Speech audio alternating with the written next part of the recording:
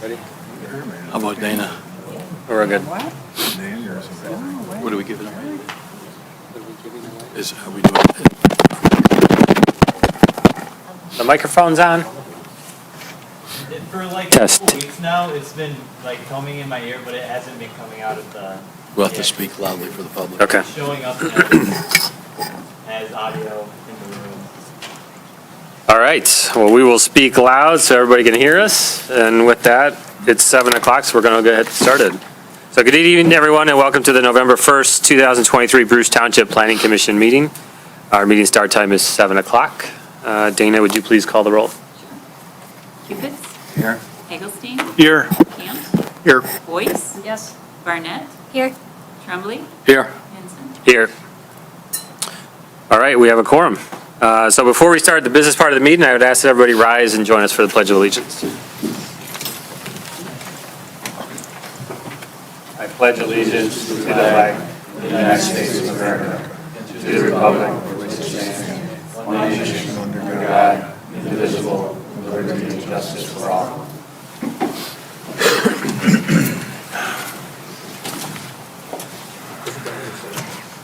Okay. This is a public business meeting of the Planning Commission, but we do welcome public comments at various points throughout the agenda. We do ask, if you haven't already, please sign in at the table over there to your left. So that gives us a record of who's here in attendance this evening. The commission is made up of 7 Bruce Township residents appointed by the board. In addition, we have a township employee, Dana Buchanan, who assists us with recording of the minutes and also as the planning coordinator participates in the discussion. And then to my right is Joe Tangari, a professional planner from Giffords Webster, who is an advisor to the business that we're conducting. There will be opportunities throughout the agenda for public questions and comments. Generally, we ask you keep those comments to roughly 3 minutes. If you are here on behalf of a larger group or neighbors, et cetera, representing multiple people, we will extend that to 5 minutes. But just be mindful of trying to get through everybody as we're getting through that section of the meeting. If you do choose to come make comments and come to the podium, we'd ask that you state your name and address for the record. And then as you're commenting, please address the commissioners and not anyone in the audience, just out of respect for everybody. And on behalf of that, we appreciate your involvement and participation in tonight's meeting. All right. Approval of the minutes from the September meeting. I just have one change. It's on page 3, the second paragraph. I think that's supposed to say advice and not advise. The second paragraph after insight by Ed Cupids and advice from Mike.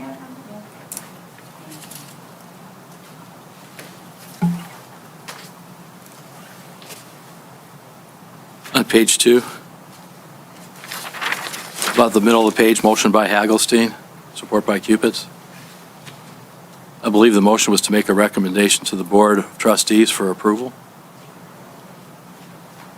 That was an ordinance change, I believe.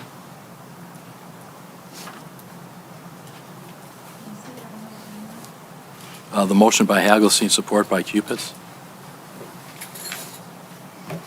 I think it was to make a recommendation to the Board of Trustees for approval.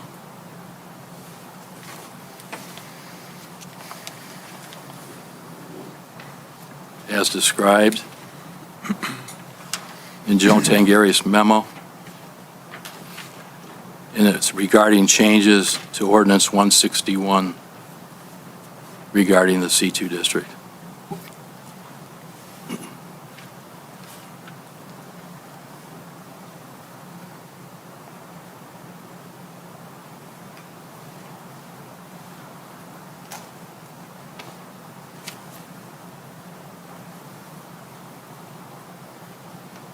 You get that? Okay. Any other comments or changes needed for the minutes from last meeting? Yeah, last meeting. A suggestion. Dana, on the third paragraph, or the third page, where you make the reference to GIS,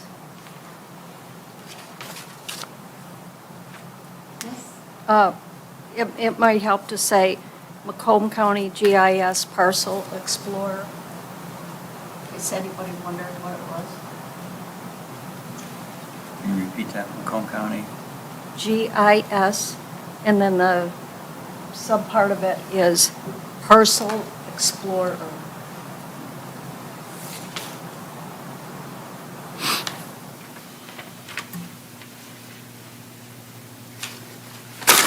All right. Any other comments on the minutes? Hearing none, need a motion to approve the minutes as amended. I will make that motion to approve the minutes as amended this evening. Motion by Kupitz, I'll second. seconded by Arnett. All in favor, say aye. Aye. All opposed? Motion carries.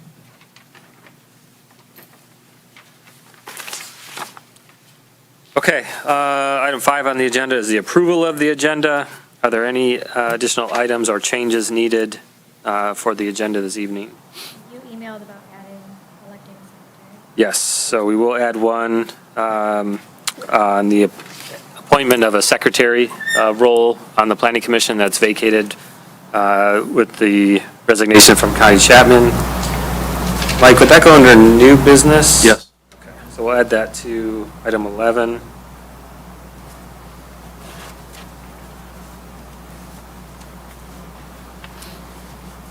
Okay, any other comments or changes on the agenda for this evening? Hearing none, is there a motion to approve the agenda as amended? So moved. Motion by Tremblay, second by Kupitz. All in favor, say aye. Aye. Aye. All opposed? Nay. Motion carries. All right, item 6 on the agenda is our public comment. So if you are here and would like to address the commission, now is the time to do so. Specifically, if you're here for any general comments, there is going to be a public hearing next up if you're here for the 72-100 last year or the 72-050 Van Dyke conversation. So you can hold those comments for the moment, but if you're here for anything else, feel free to come up to the podium at this time. Seeing no one, we will move on to public hearings. With that, we'll start with the 72-100 last year SLU. Yes.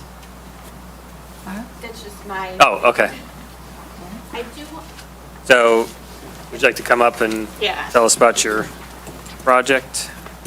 I think before you start, you should point out the error in the public.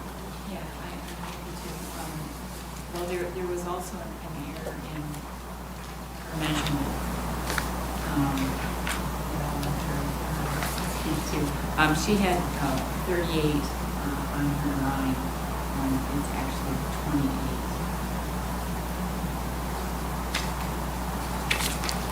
Okay, so what is the change in the hearing that was incorrect, Mike?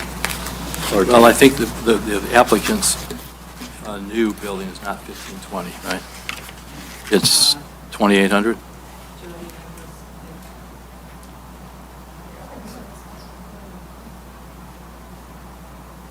the new one's supposed to be 40 by 40. The old building that's on there 1600.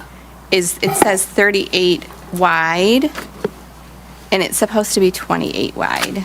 Okay. So what's the square footage of the existing building? It's 28 by 40, so can I use my phone? Yeah, I can. 1,120.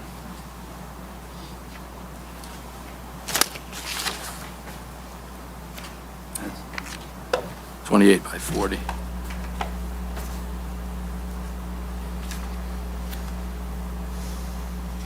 $11.20. Yep.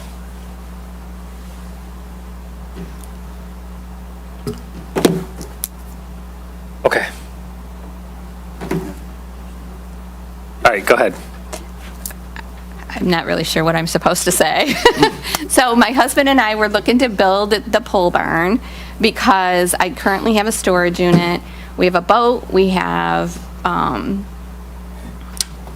a quad, a tractor,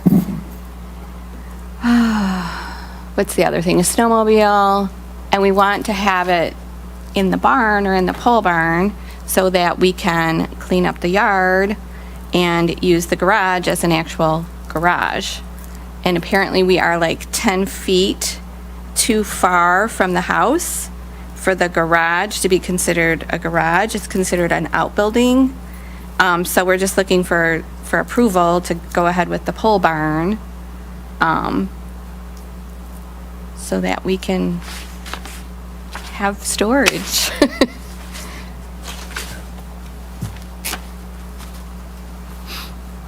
So your house doesn't have a garage attached to it? No, no, and it's my understanding that if the current garage was 10 feet closer to the house, it would be considered attached, but because it's 10 feet too far, it's considered an outbuilding.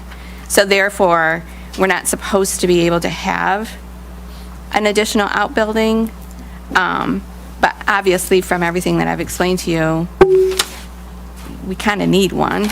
So I pay $200 a month to Prestige Storage, just for storage, a storage unit, and I have a trailer in my driveway to store other things for us.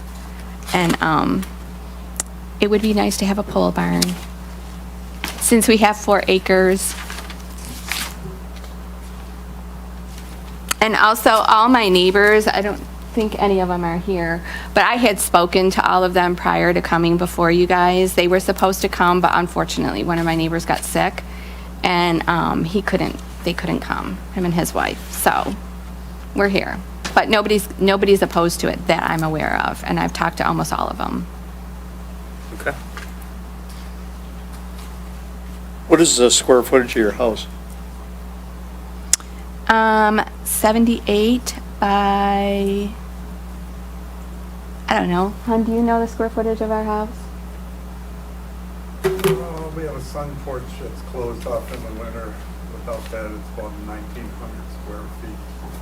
With the sun porch, it's about 1,700.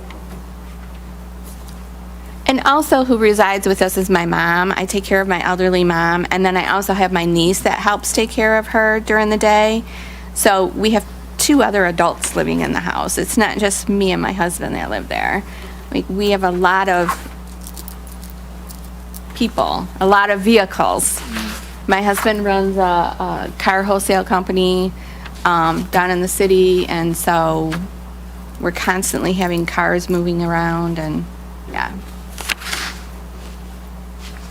This building wouldn't be to No. support any of that, though? No. The building is strictly, in all honesty, for the boat, the tractor, the quad, and the snowmobile. And also it's for where my husband's going to clean his fish. Because currently he cleans them in the basement, and that's not cool for me.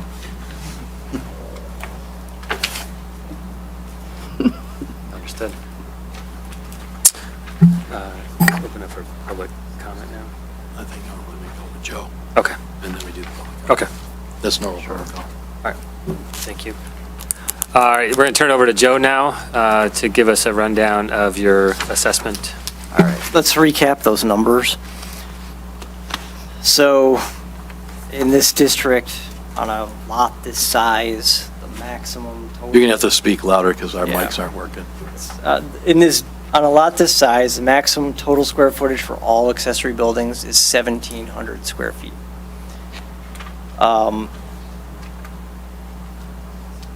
Currently, they have a building that is used as a garage but doesn't count as an attached garage under our ordinance. That is 1,120 square feet based on the corrected measurements.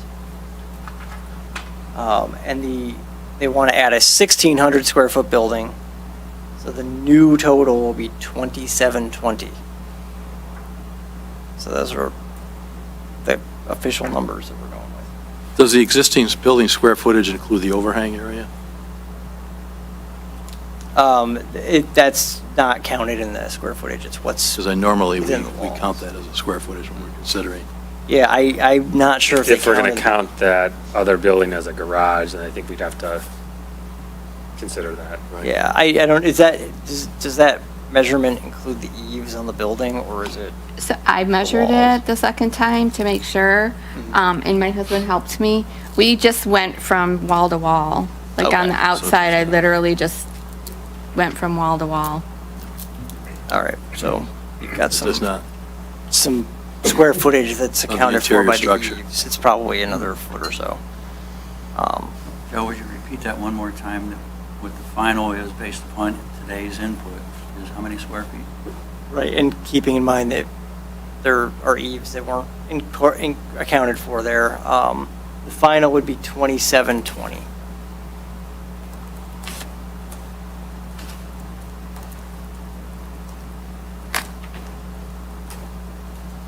This is a 4.21 acre site. It's, along with its neighbors, it's kind of bowling alley shaped. It's kind of long and skinny, and there's a weird configuration along the lake there, where there's like a little chunk of each property that's across the street from the main portion of the property. Kind of a unique area. It's zoned R1. Everything around there is. It's all single-family homes. We do require accessory buildings to be set back at least 12 feet from another building. Existing accessory buildings 49 feet behind the home. And then the proposed new building would be 12 feet behind that building. In the R1 district, accessory buildings have to be set back 10 feet from any side or rear lot line. New buildings proposed to be set back 38 feet from the south lot line and 77 feet from the north lot line. And the rear lot line is 985 feet away. 2 accessory buildings are permitted on a lot this size. This would be the second such building on the lot. We looked at building height.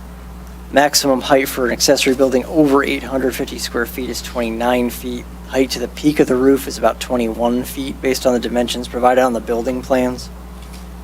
Didn't get any topographical information with the application. I did put a map in the letter there that gives a sense of what the contours are, fairly gradual slope on the property.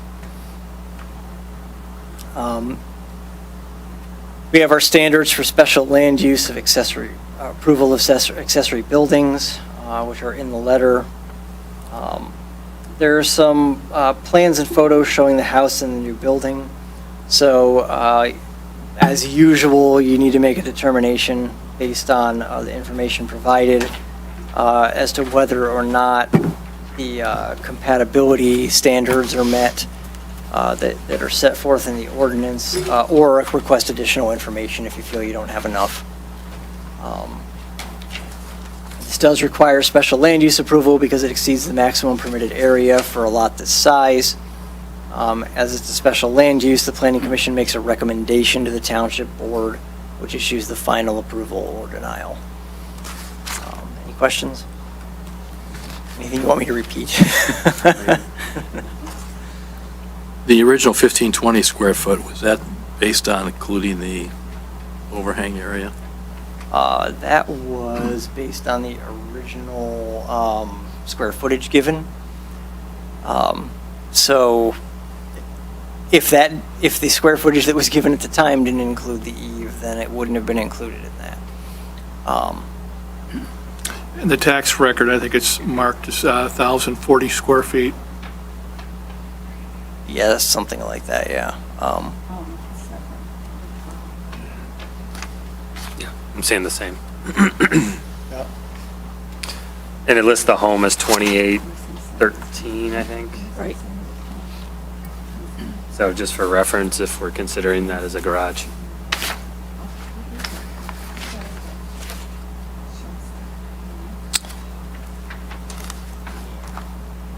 Okay, any other questions for Joe before we open up the public hearing?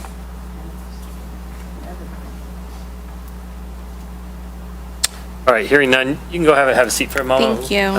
Thank you. So, need a motion to open the public hearing. So moved. Motion by Anne Marie, Second by Cant, or open the public hearing at 7:20 PM. All in favor, say aye. Aye. Any opposed, nay? All right. Public hearing is now open, so if anyone here in the audience is here to speak on this topic, please come forward to the podium at this time, state your name and address.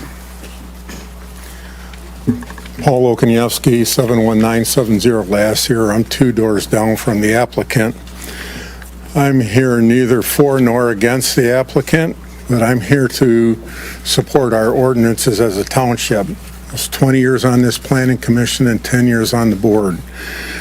Over that 20 years, we went through and cleaned up our master plan 3 times. The last time we did it, we went thoroughly through all the ordinances and cleaned them up. Got rid of any redundancies or conflicts.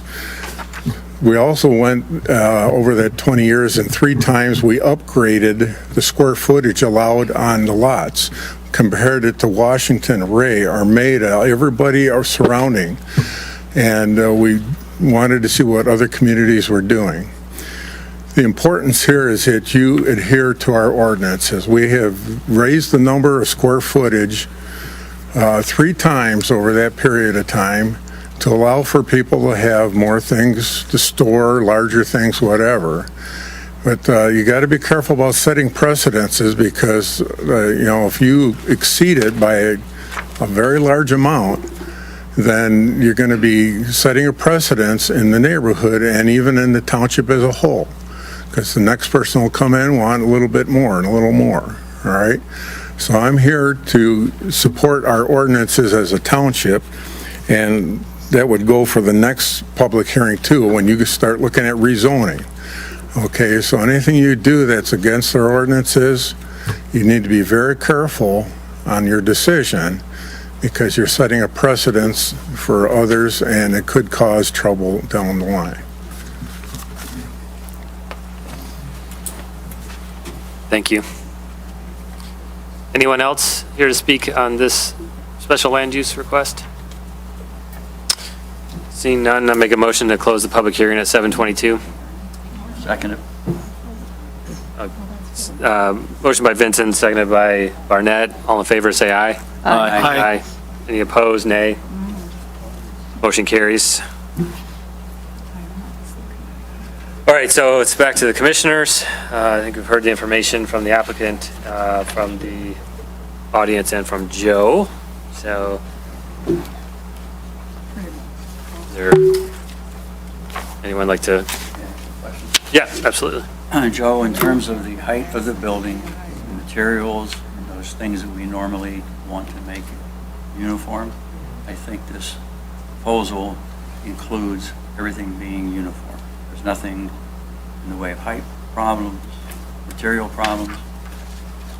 Height is fine. Material is kind of your discretionary purview. So you're certainly free to look at the materials and decide whether or not they match the existing structure. But the height is definitely okay. It's 21 feet to the peak, and we don't measure the peak. So. Anything in the past few years or in your experience in the township, a variance of this magnitude, are there examples of it that come to mind? relative to- No, not offhand. We did a study of that at one point. I wish I had the numbers available to me, but we did do a study of that at one point a couple years ago. And we found that we were staying typically within a 20 to 30% range, I think was about the outside that we had historically. The only one that comes to mind was on Ebeling, and they didn't have a garage, but there was a detached building within a certain distance away, and we ultimately allowed that to count as a garage, and they were requesting to put in a accessory building. So I think that has some relation to this, but and that may be where that detached garage standard came from. I do think that might have been the case that led to the creation of this.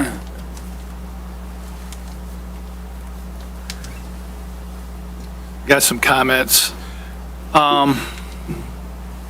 Okay, for the tax record, the existing accessory building is 1,040 square feet. And we know that for lot sizes 90,000 square feet and up to less than 5 acres allow a total of 1,700 accessory building square footage and up to 2 buildings. So the applicant's requesting to build a 1,600 square foot second building. That combined with the existing 1,040 comes up with 2,640 square feet, which is a 940 square foot overage. Alternatively, following this 1,700 square foot maximum allowable square footage in the ordinance and subtracting off the existing 1,040 square feet for the existing accessory building, a surplus remains of 660 square feet. So to build to maximize usable space within a building, it's always best to build it square versus rectangular.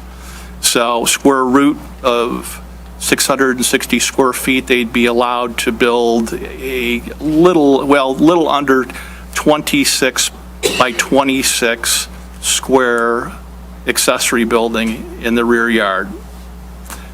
And now another way to spin this is that when we did our accessory building zoning ordinance update, we also updated the ordinance for garages. So we've now defined that to be considered an attached garage, it doesn't need to always be physically attached to the principal building, as long as it's within 25 feet of it. And it needs to, let me see here. Yeah, the materials need to match the principal building, so it need to be conventional construction versus metal and pole construction. And following that approach, if the applicant were able to do it, they would be allowed to put up a 1,200 square foot conventional construction garage between the principal structure and the existing pole building.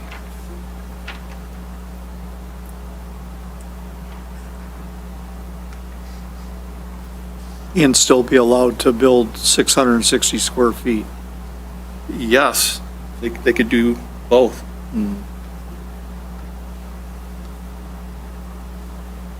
And be within the requirements of the zoning ordinance. I got a question for Paul. Paul, you're shaking your head. Yeah, you're trying to spin the ordinance to meet an end. Well, it's literal, Paul. Either it's allowable or it's not. And I mean, it's in print. So, I mean, correct me if I'm wrong. Well, first of all, if you looked at the property, there's no room to put another building between their house and the existing garage unless they were to extend that one toward the house. I mean, I suppose that would be a possibility, but you guys would have to go up there and take a look at it. Yeah, you are correct. That's one thing I didn't mention. They could also expand the existing accessory building by 660 square feet. But it's not 20 feet off the house, right? Well, that applies to accessory buildings which are separate from garages. The last part of what I mentioned pertains to a garage is... Hey, Rick, let's address Only. the comments to the commissioners. at this Okay, point. all right. Sorry, That's okay. I'm out of process here. Thank you for correcting me. Do you want to finish your thought or summarize your?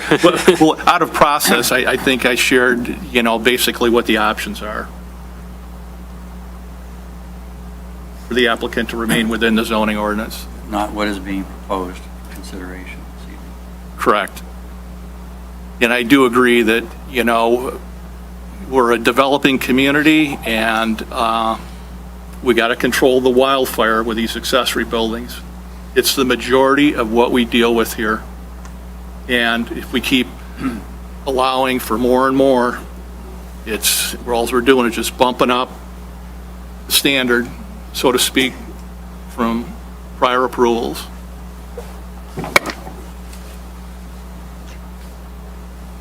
Rick, I have a question for you. When you came up with the square footage of the current garage with the addition of the proposed 1,600 square foot building, I thought you said 2,600 or something like that. I come up with 2,740. Okay, well, I think there's a difference between the reported square footage and the assessed square footage. And the assessed square footage is not always 100% on the money, so you have to definitely take the field measurement to make sure that you're getting the right number. So I would hew toward the measured number rather than the assessed number.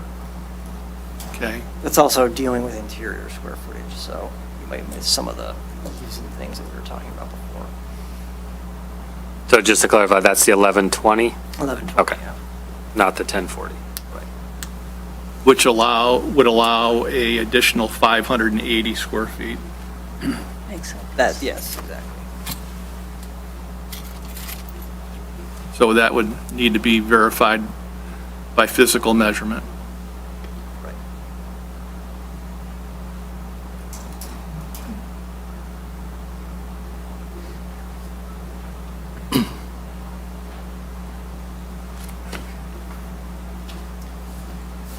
Can I ask the applicant a question? Who's the applicant? Can you come back up to the podium for a minute, please? In one of the drawings, it proposes the new building as 40 by 40 as cold storage. What is that cold storage?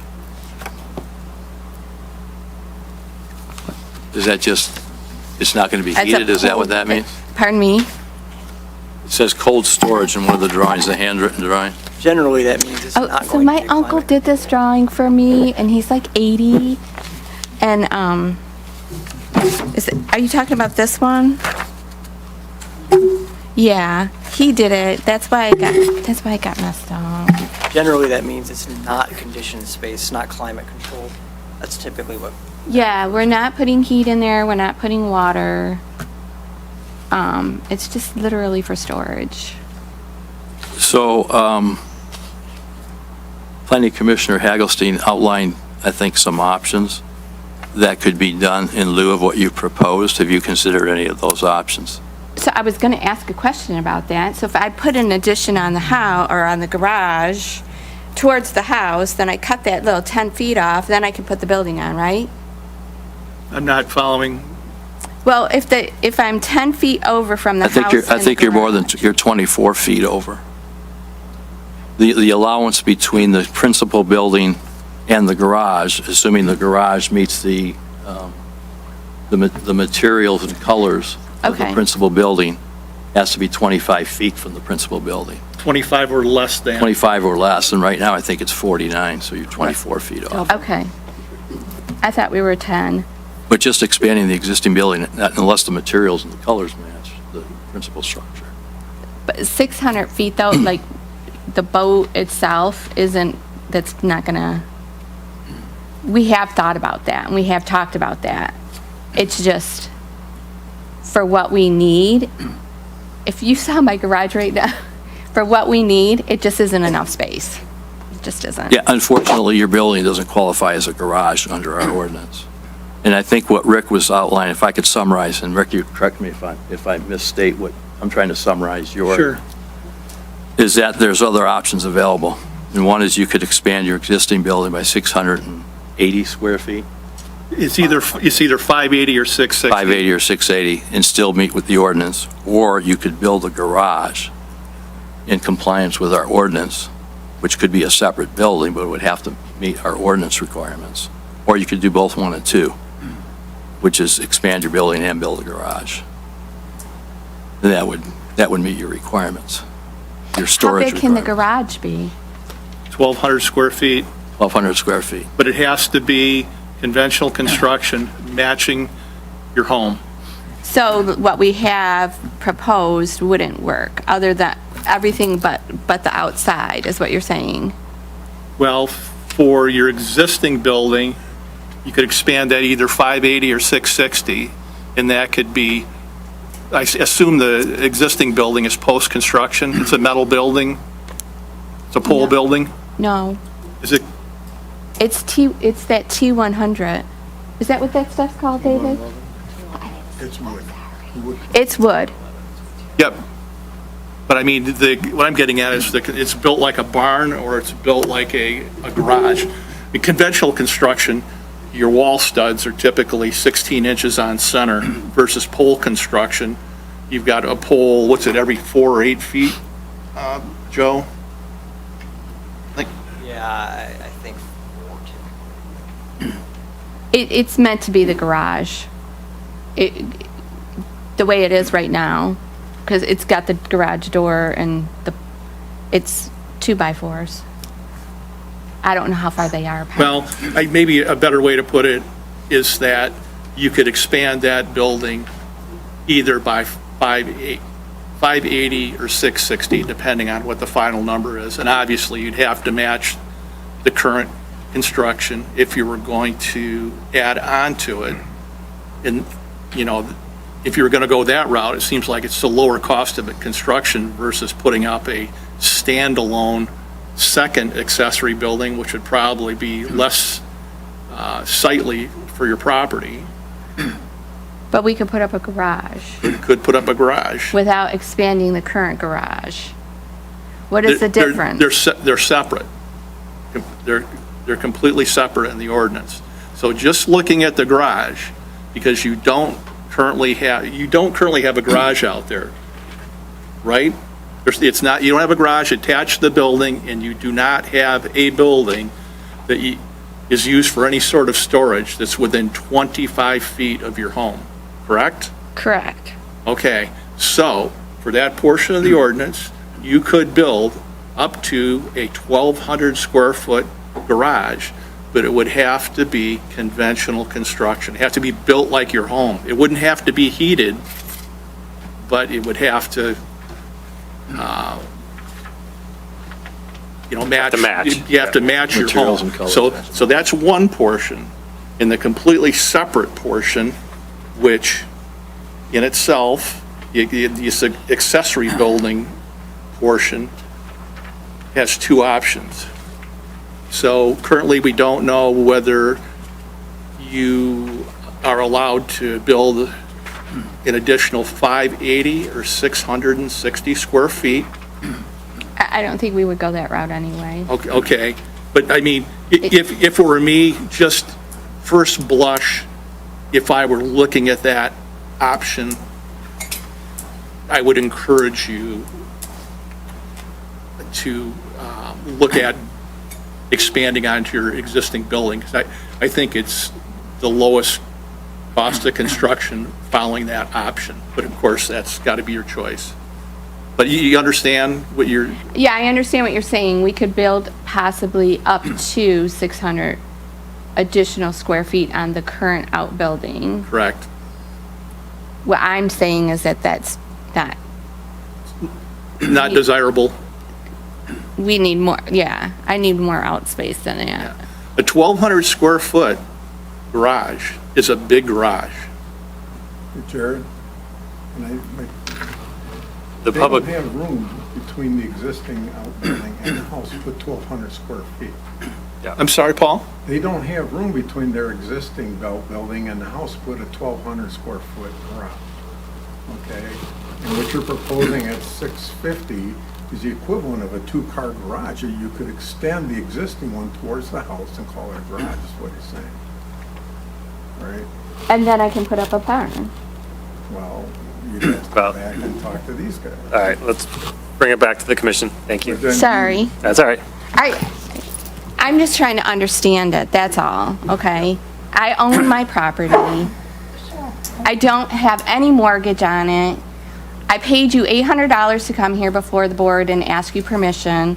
I'm just trying to understand what my options are and to do it the right way and all within the ordinance and be compliant. That's all I want, okay? I just don't understand, and I don't mean any disrespect, but I don't understand why I can't have a barn when I have 4 acres. Sure, my land from the back of the current outbuilding to the woods, I have no idea how many feet it is, 140 or whatever, but I have 4 acres. Why can't I have an outbuilding? So the answer to that is because of the building you have, I know you call it a garage, per the ordinance, that is considered an outbuilding. It's not considered a garage. So because you already have that, what you're asking for puts you way over the standard for what's allowed on your property.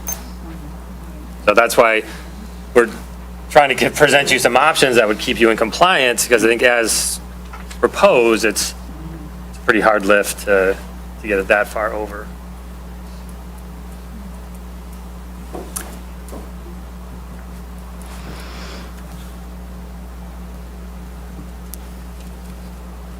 Okay.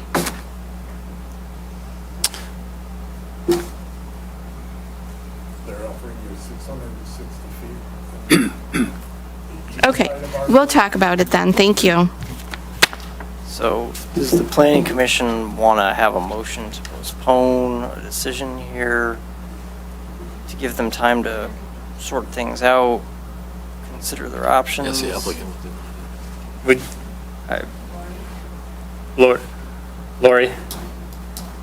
Which side? Towards the house? No, find out which side and what the stipulations are.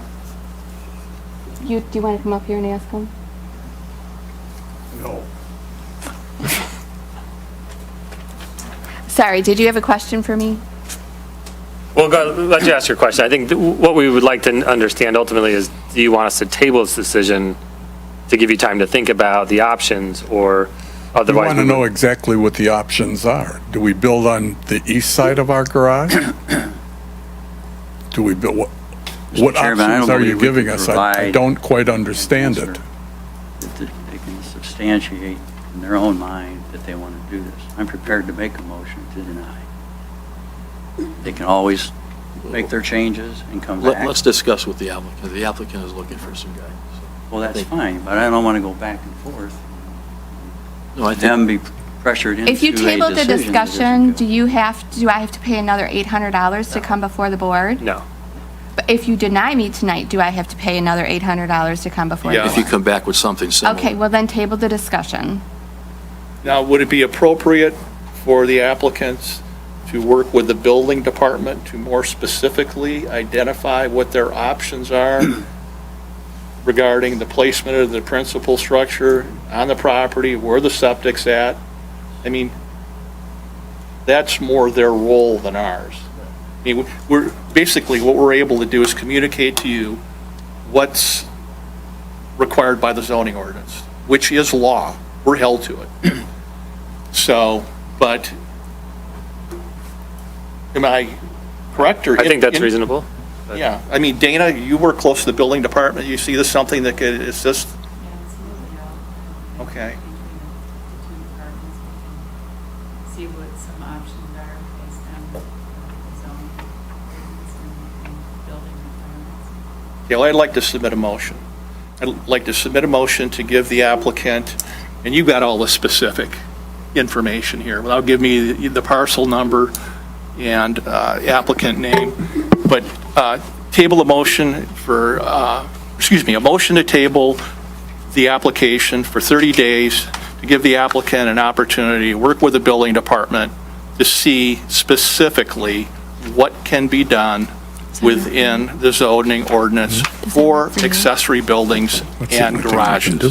We don't have a. I have to believe there's going to be some detailed information that's going to be available to you that we don't have here.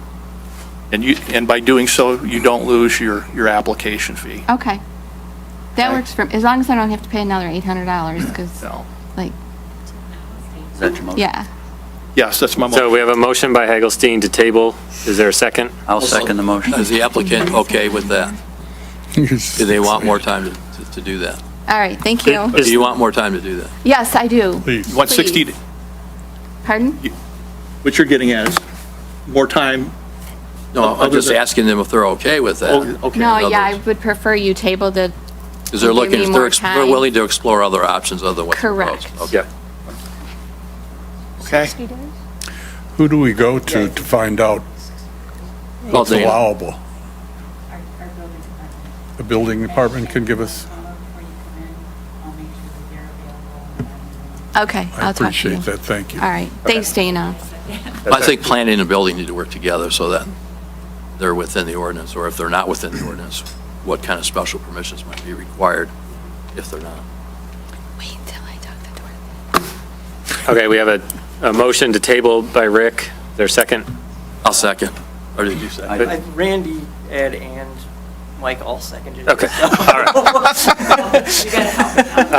Motion by Rick, second by Randy. Thank you. Thank you. Thank you. Are we doing roll call or? No, I think you should vote. All right. So Dana, just- can you gotta call the take- roll? Roll call. Take your roll. Dana, can you call the roll?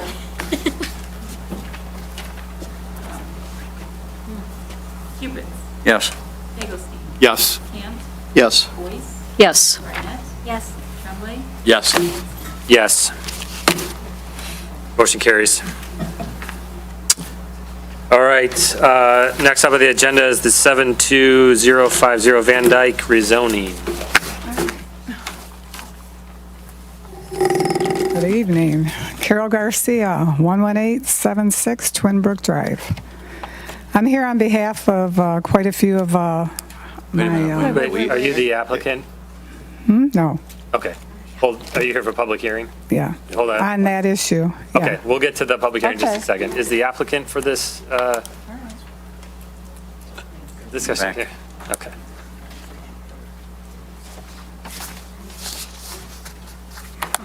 This is an alumni meeting today. Right. Good evening. I can make your meeting potentially really short here. I'm simply here on behalf of my client, Miss Jessica Muir, who is the owner and petitioner for this application. We were not aware of the exact acreage until Thursday of last week. And I am here simply to ask for a motion to table this as well to give her enough time to have an impact study completed. I'll make a motion to grant the applicant the request to table till the Second. next meeting so that the applicant can bring forth a impact study. Second. All right. Motion by Tremblay, seconded by Rick. Yes, Well, you Mr. do have to actually Have the hold a hearing. hearing because we got a scheduled hearing tonight. Yeah. Okay. Yeah. I would also request, I don't think, Mr. Tremblay, that we could possibly get that done within a month. Okay, how much time do you need, Dan? Call it Few months? 2 months. Yeah. More than that? 2 months should be fine. We've been speaking to a couple different firms already. We're going to hold off on the motion, though, Okay. because I think protocol. I got a question.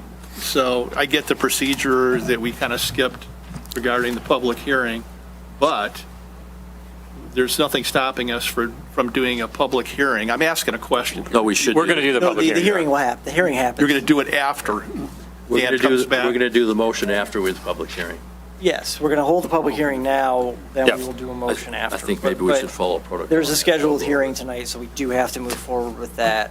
Yep. And then we can have a motion to. Okay, So we'll ultimately table it when the conversation is over. We could. okay. So Right. hypothetically speaking, if we Yeah. follow that route, I mean, there's going to be additional information available from Dan when he has his impact statement available and to share. So I think it's appropriate that when we get to that point, that we would include in that motion that we would be opening up the floor for a second public hearing to What- allow the floor we could leave it open. What you can do is just not close the public hearing. The hearing remains open to the next appearance of the item on an agenda, and people are also allowed to speak as part of the public hearing Okay. at that meeting. Just want to make sure the public's not excluded. And everyone will get notice like they did this time? Neighborhood? There's not a requirement. If it stays open. All right, so how do people that are here, assuming some of them, they know the table? It has, let's make, it has not been tabled as of yet. Maybe. So I assume some of these folks are here for that, so tell them how they'll know that it's on the agenda. It will be on our website. The agenda will be posted on the website and on the building. And I'm always here to give information to somebody's looking for what's on the agenda. Okay, so I think what we're going to do is we're going to have Joe go through his overview of the request, just so we have an understanding of it. We'll open the public hearing. We won't close it. And then our understanding at this point is in 2 months, it will be back here for discussion. So, but if you're here for that, I would suggest you validate that either through the township website or through Dana, We'll that do is the public hearing tonight, too. Yeah, Yeah. correct. Okay, All right, so I can go through my summary if you want, and then we'll Yep. open the public hearing. exactly. So, what we have is a vacant portion of 72050 Van Dyke. That's at Van Dyke and M53 on the south side of that T intersection. It's got O1 restricted office zoning. Can you speak up louder? I forget that. hear. So it's got O1 restricted office zoning at the moment, and the requested zoning is C3 general commercial. The overall property is 38.9 acres. The portion that they're looking to rezone is about 5.8 acres. So it's the northern tip of the property. The rest of the property is zoned R1B, and they're not looking to change that portion. There is one residence and some agricultural buildings at the southwest corner of the site, but otherwise the property is not developed at the moment. Surrounding properties, we have R1 to the north and east. There's some agricultural land and some vacant land across M53. To the south, you have R1B zoning. That's on the other portion of the property and also to the south of the property. So there are some single-family homes and some agricultural use as well. And then when we look to the west, that's across Van Dyke, and that's zoned R1C. There are single-family homes there. There is a subdivision under construction there as well. One of the entrance drives to that subdivision is directly across the street from this property. So just orienting ourselves to the portion of the property that we're talking about. I looked at the master plan. It has a split designation on the 2016 future land use map that matches the zoning. So the portion that's zoned O1 is designated office on the future land use map, and the portion that's zoned R1B is designated low to moderate density single-family residential on the future land use map. So the zoning map and the future land use map basically say the same thing.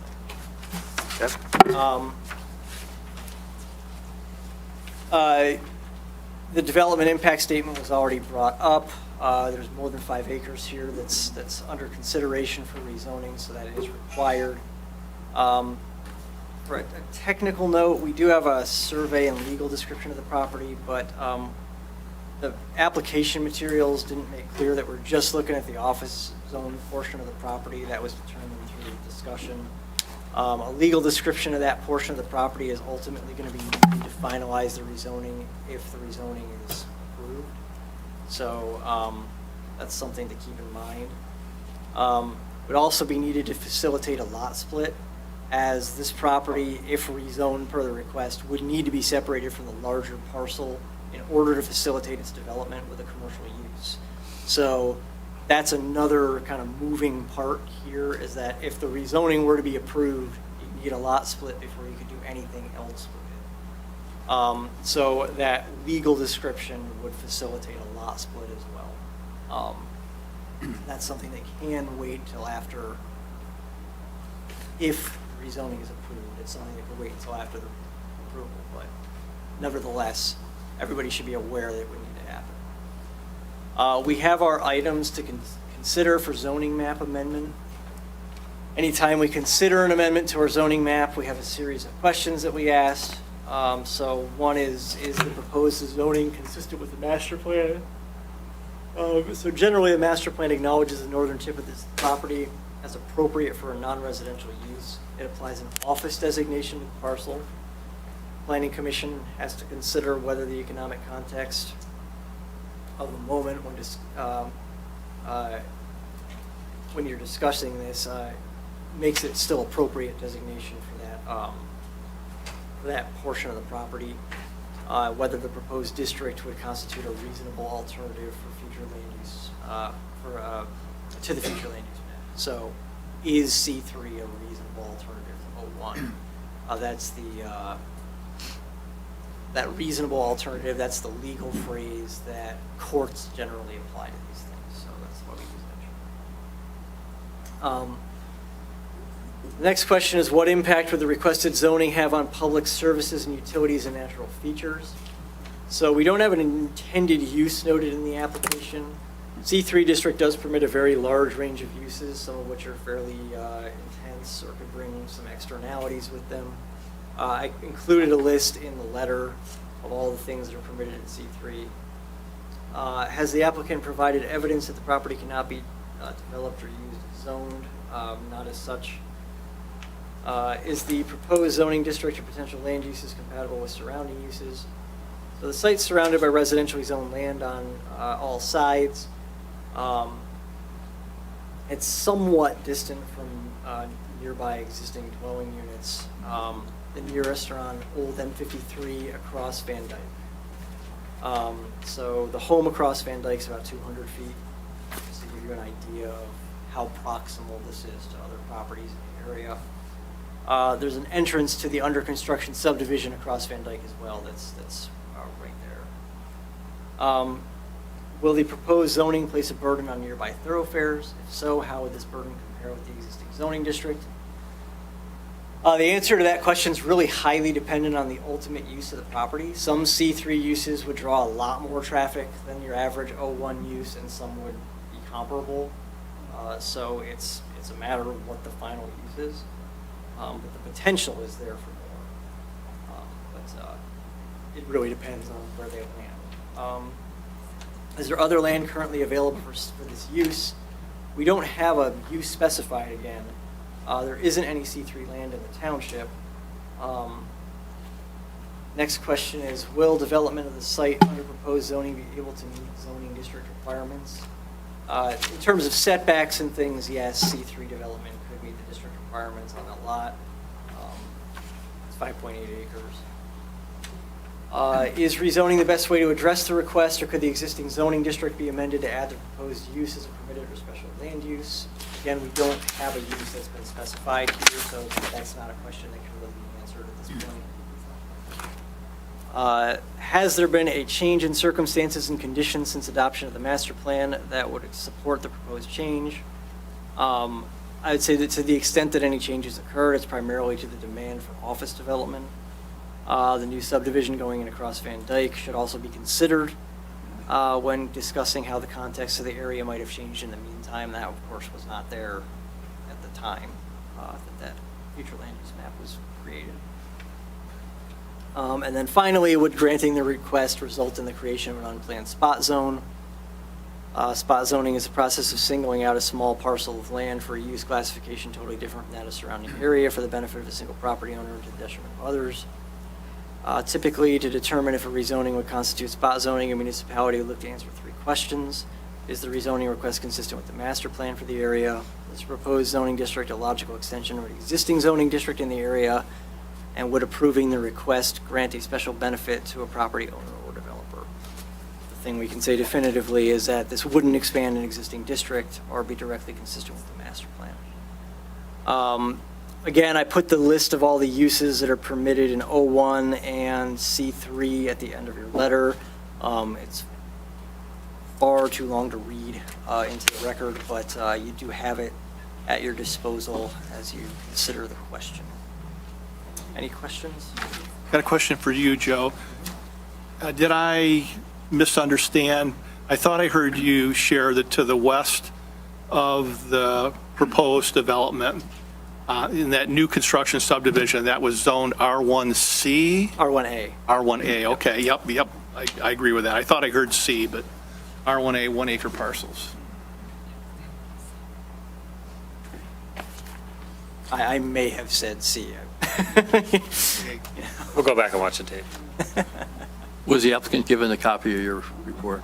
Okay. All right, any other questions for Joe before we open up to the public hearing?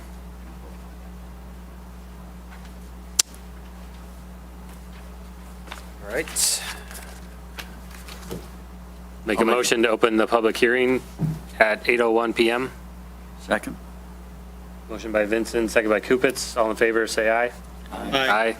All opposed, nay. All right, the public hearing is now open. So please, if you would like to comment, come to the podium, state your name and address. All right, Carol Garcia, 11876 Twin Brook Drive. I'm here representing some of the people in my complex in Twin Brooks. Most of the people that have lived there for quite a long time. I've been there since 2015. I moved there because it was a rural area, and everybody's opposed to having a gas station there, just so you know. I mean, the houses across the street from that land are very expensive homes. People pay a lot of taxes in the area. We already have 2 gas stations. We don't need another one. And the concerns people are having is property values, land contamination, terrible if you have a well, gas and oil leaks, plus there's already massive traffic on Van Dyke and M53. Also, what if there's an explosion? It has happened before. Let's see. So basically, everybody that I've talked to in Twin Brooks is opposed to having that gas station there. They were open to having houses there because that fits in with what's in the area. But as far as a gas station, no, we already have 2. I mean, how much commercial can we make Bruce Township? We want to keep it rural. If they want to put a gas station, go put it somewhere else. We don't need it. We already have 2. So, and then one of the gentlemen on my street, Gary Shostak, he's concerned about environmental impact study, well water, wildlife, traffic, already dangerous intersections, similar to Gates condo argument. Do not need another strip mall. Gas station would affect our well water. So this is from another gentleman in our complex who can't be here tonight. But everybody I've talked to is opposed to this. We want to keep it the way it is, rural area. We pay big taxes, and houses are expensive. We don't need a gas station at the corner of our street. Thank you. Thank you.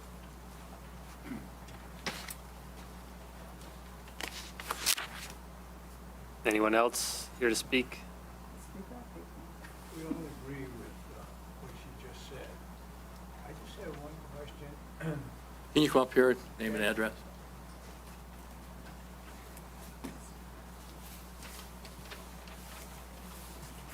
My name is Frank Palazzolo, 11988 Twin Brook Drive.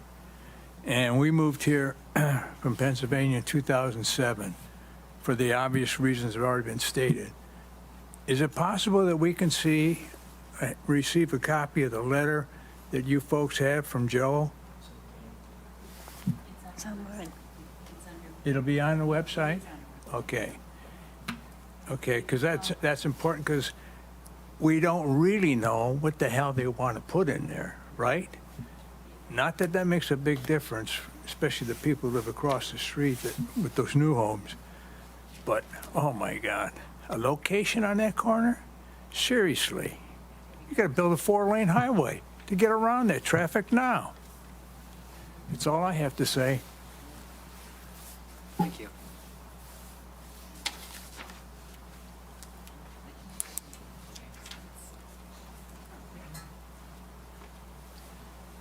Hi, Robert Wood, 12255 Twin Brook.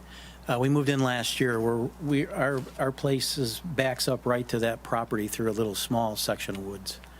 Definitely okay with, our district as far as single-family homes or whatever in there, not an issue. It is kind of split light office, IC2 zone, not a problem. But if they're planning on putting a gas station or something else like that in there, I think it goes against all the violations as far as the zoning, and we can't keep changing zoning all the time, especially when there's that many family homes in there, and then the big ones across the street, and then down the street a little bit, you got that sub there. I mean, it's not a good place to put anything that's going to be a heavy outdoor commercial type building there.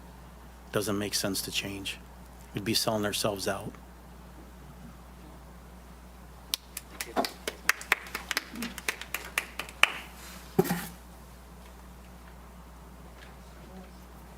Long time no see.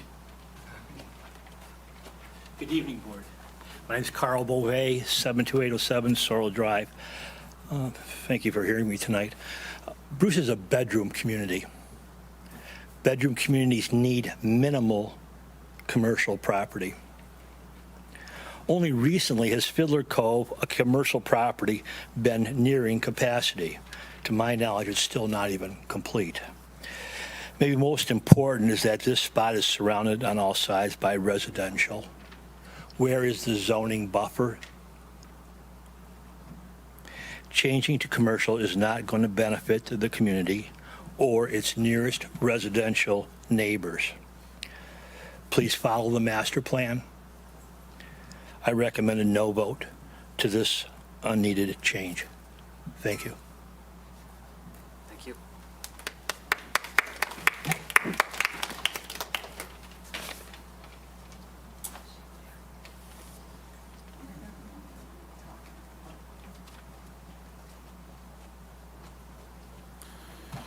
Mike Touche, 71722 East Pond Creek. 2 weeks ago, I was coming up here to read 7 pages of a whole lot different information to you, but for the grace of God, I'm now here talking about this. The gentleman that was just up here makes a good point. If you review the master plan clearly, Bruce Township is a bedroom community. It says that literally in the document. We need minimal commercial spaces. As I look at the zoning map, there is a small portion for office at that northern tip of the property. Somebody else mentioned, yes, I mean, trying to make a left turn onto Van Dyke at any busy time of the day is difficult. It's a 2-lane street. People are building homes across the street. When they moved here, they looked and they saw residential and office. And if we change this to be commercial, we're making a significant change and we're setting a precedent. So I know we moved out here about 8 years ago to get away from all of the commercial space in Shelby Township where we came from. And we wanted peace and quiet. If we change this, we're eliminating that. You're disenfranchising the people to the west that are building very nice homes that didn't expect there to be a gas station or a strip mall or something of that nature. Again, in the application, it just says commercial. There's no articulation of what that commercial is. So I think at the very least, out of respect to the applicant, we need some explanation if they expect the commission to consider a change to commercial. What is that? Is it a gas station? Is it a strip mall? Is it I don't know. Like, we need to know what this is. Again, I mean, you look at the master plan and it doesn't make any mention of anything in this area. We are primarily a residential community. I don't know why we would change that. That's kind of who we are, and it's one of the things that draws people out here. We have, and just as a minor correction, we have 2 gas stations by the expressway and we have 2 more in town. So we have 4 gas stations. We sure don't need another one. It'd be nice to have one on my corner, but I don't want it. I'd rather drive 5 miles to get my gas. I'd rather drive down to Washington or Shelby to get my groceries. right? I mean, we just don't need that up here. And again, the same thought that this previous speaker had was, yeah, I mean, there's commercial space available in Fiddler's Cove. There has been since we've lived here. And I see that they're doing something over there next to the CVS, but I think there's still a couple of spaces in that northern building behind La Fonda.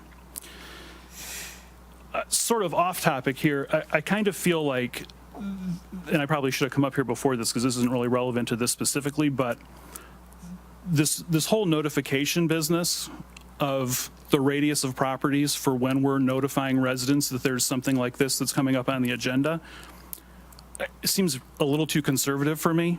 I mean, in a township where, you know, we have multi-acre parcels, even in some zones where there's 1 acre parcels. I know we just had an item on my street recently, and there was only going to be a handful of homes notified because, you know, there's 200 foot of frontage, for example, in some of these. So I think just as an opportunity for improvement to this commission, to the township, I would suggest that we have a little bit more liberal notification policy with regard to SLUs, rezoning requests and the like.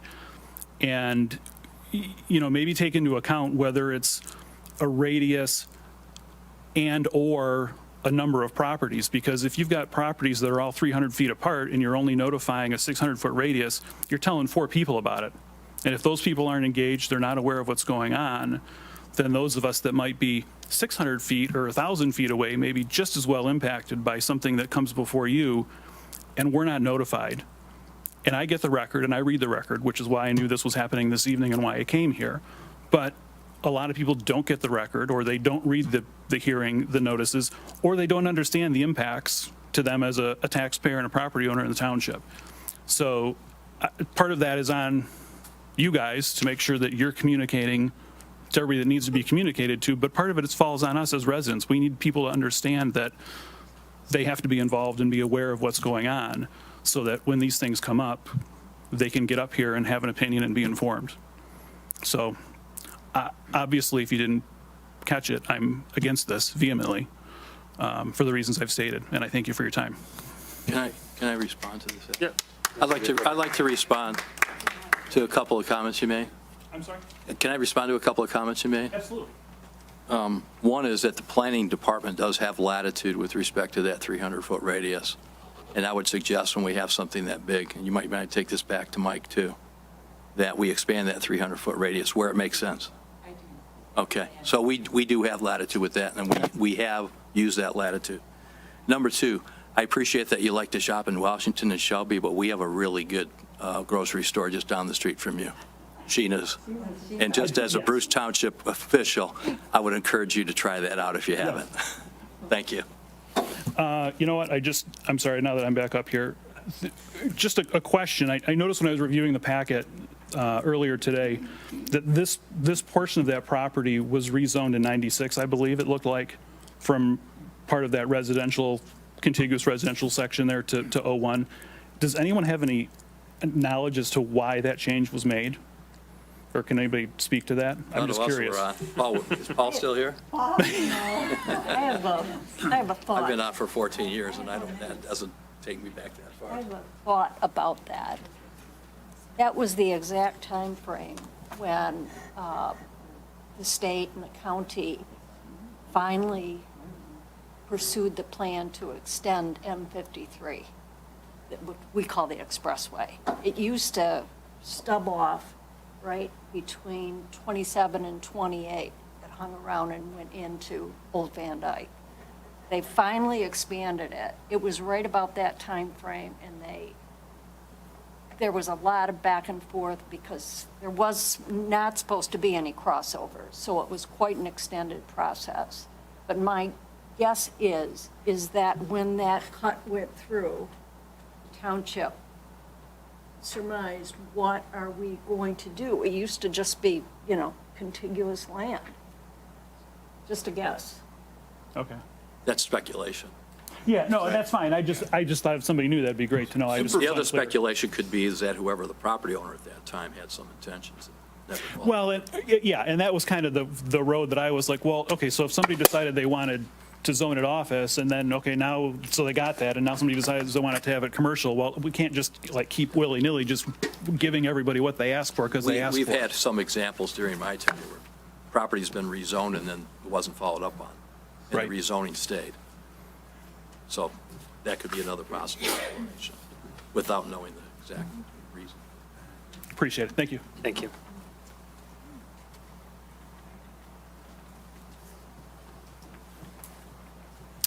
Good evening. My name is Alexandria Herrera, 12343 Twin Brooks. Lived here possibly a year and a half. Love the area.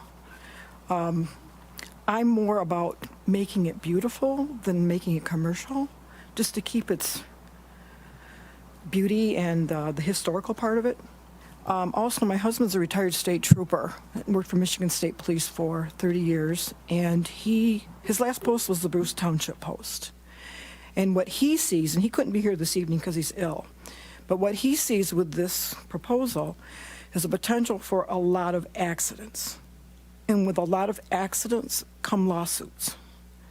So the corner that you're speaking of isn't really the safest place to have a gas station. So that's another perspective, and I appreciate your time.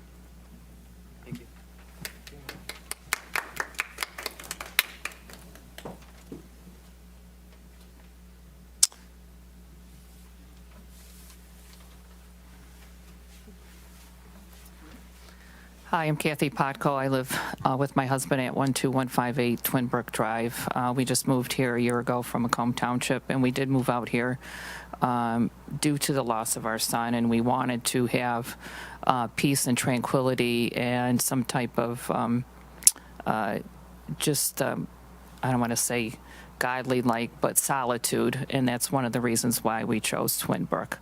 And so far, we've been very pleased, and I feel that a gas station would not be really conducive for this area, and especially people coming in and off of that expressway in that location. The other thing I wanted to state, I'm not sure if this is the forum to do it, but why is our water bill, sewage being increased? I know there was a discussion, but then it was tabled, but I haven't heard anything again for that. It has doubled since we've been moved in for sewage. Yeah, I'm a trustee there. The reason the sewage and the water is because it wasn't high enough for the costs that we were incurring. We just recently raised the sewer and the water again, according to the CPI, which was agreed to last year. And I think it was going to go up in October, November. But the reason that it significantly went up is because the price we were charging was not enough to cover our cost structure. So where is, where I lived before, we were paying like Detroit water. So where is it? How does it work here? You have water where you're at? You don't have water from Great Lakes Water. You're on. Yeah, just you're on a sewage. well. Yeah. Yeah. Yeah, the water is for the people that are on municipal water. We have the highest rates from Great Lakes Water that we get charged in the county. So is anyone doing anything about that along with sewage? Oh, yeah, we've had multiple meetings. We've met with our residents, and the recommendation that we were given for water was to raise it considerably again. And the township board did not do that. We only raised it to the CPI. But the recommendation from our consultant was to raise it another 70%. Wow. We raised it to CPI, I think it was around 7 or 8. Okay. And then one other recommendation, when we're talking about land and parcels, it would be very helpful. You know the area and the zoning and everything. If we would have a diagram, something that you could point and look so we know what you're talking about during these meetings.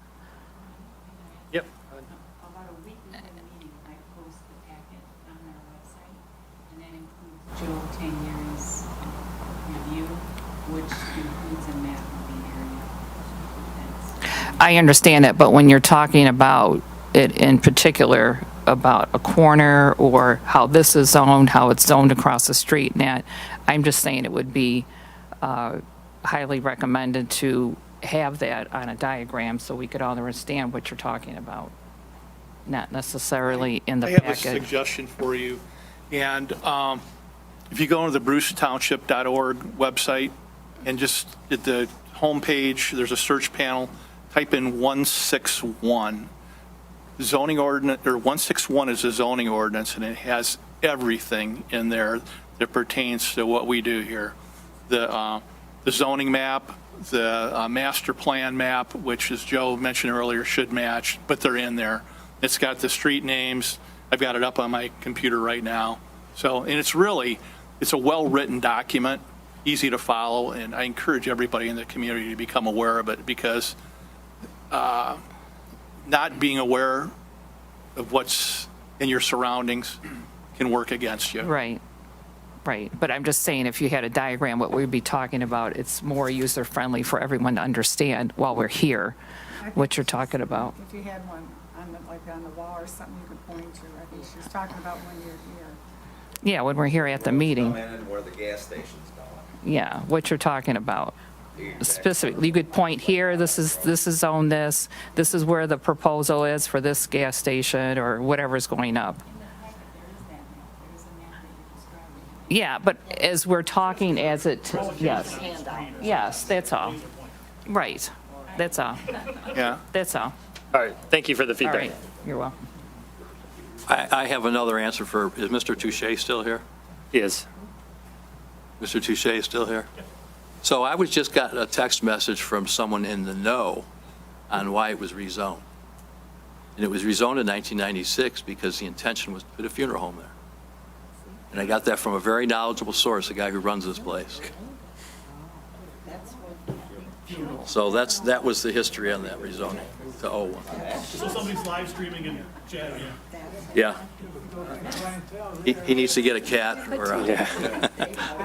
All right, are there any other comments for the public hearing?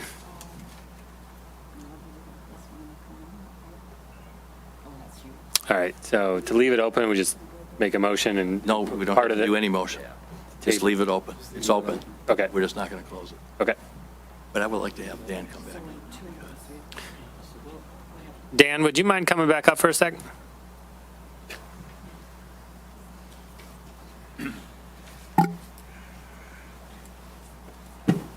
Thank you. Yes, sir. We'll watch your back.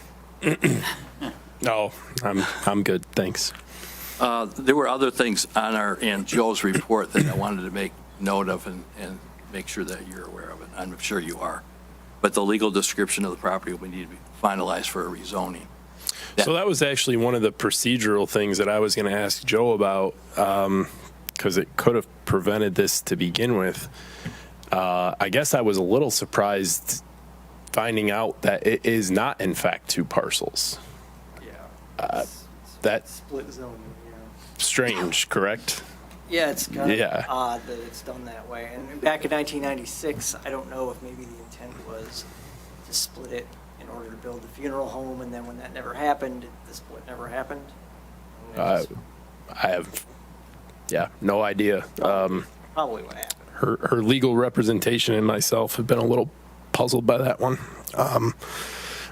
So to answer your question, I guess now that we have the information from the Planning and Zoning Office, we could probably just have the surveyors take a look at putting a legal description on it.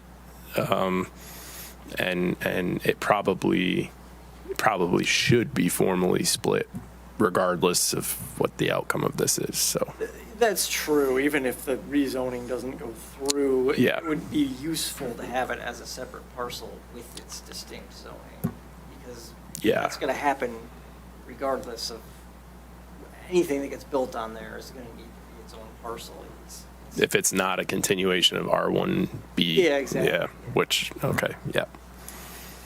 So Dan, we talked earlier about tabling and maybe make it the January meeting. You also have Thanksgiving and Christmas. Do you want more time, or do you want to think January is the right time? I want, if I say February, I don't want it to be We'll say no later than February. no later So than you can come February. January. Okay, if you guys are okay with that. Yeah.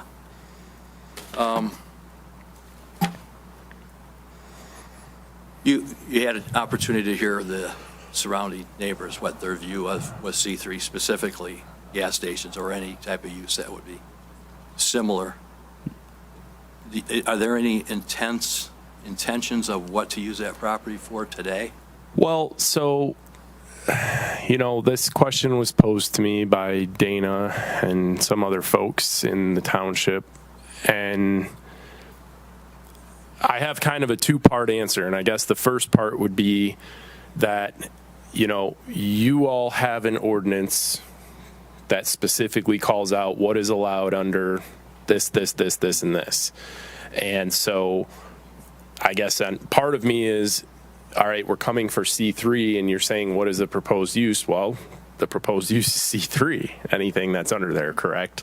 And then the second part is you're wanting a more specific answer, and what I can say as her obvious real estate representative is the vast majority of the calls have been for a potential gas station.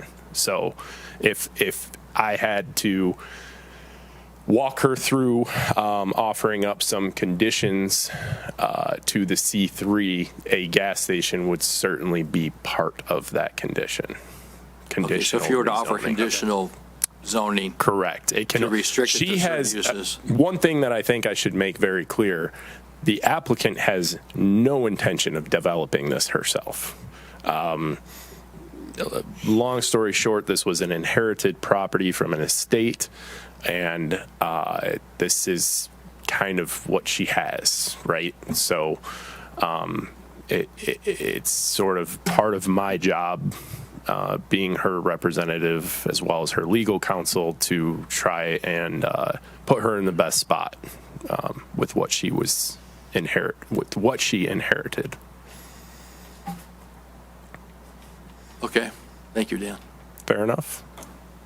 Two words come to mind, Dan. You already used one of them, conditional, and the other one, stipulations. Yeah, sure. Important.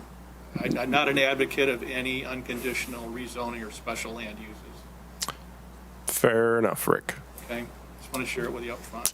That's fine. You're not surprised either, are you? We can, I will have a conversation with her, because we obviously have to get this other ball rolling, and we can put together an amended, list of things prior to the next meeting. Thank you. Yeah. I'll answer everything else at the next meeting. Good? Perfect. Thank you. Thanks, Dan.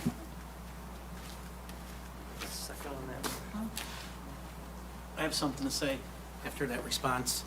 I know he's a Romeo guy. He grew up here. He doesn't know me, but I know a little bit about him. I don't think he'd want a gas station on his corner where he lives. Exactly. So with that said, I'm going to tell the board right now, I'm going to fight a gas station there if I have to fight it myself. I'll get a hold of Eagle. I'll get a hold of everybody I can. I'll get an attorney. We don't want a gas station, period. So I'm just letting you know that. Nothing personal, but it's too close to our life. That's I've lived fine. here 30-some years. I don't want to live with a gas station where I moved last year to. So that's where we're at. Can we get a name and address?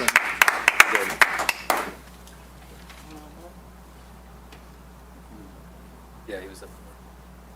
Okay, we have a motion on the table to table. Yeah, I would like to, I'll make a motion to table to a future meeting no later than February 24 Planning Commission meeting, to allow the applicant or the applicant's representative to take into consideration what was said here by the public, to develop an impact statement and address any other issues that were discussed here this evening, including the planner's comments. I'll second. Motion by Tremblay, second by Cupits. Any discussion on the motion? Dana, would you call the roll, please? Boyce? Yes. Barnett? Yes. Tremblay? Yes. Camp? Yes. Hagelstein? Yes. Cupits? Yes. Yes. Motion carries.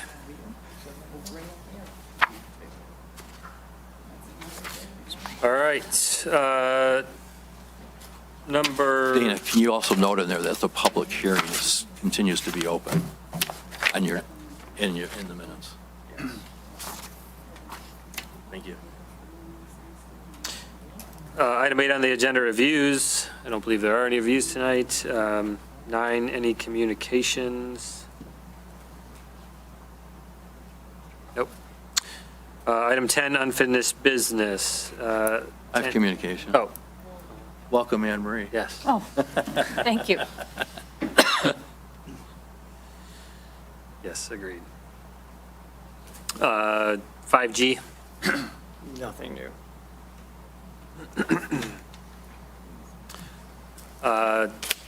10B is outdoor storage. Excuse me for a minute on the 5G. Are you guys discussing anything on it or what? Because I'd like to say something. There is no more public hearing on that tonight. So there's no other comments for 5G this evening. Well, just so you guys know, right now, we already have 65 towers. 65 towers and 58 antennas. We really don't need any more. Yep, The understood. 5G is going to be horrific.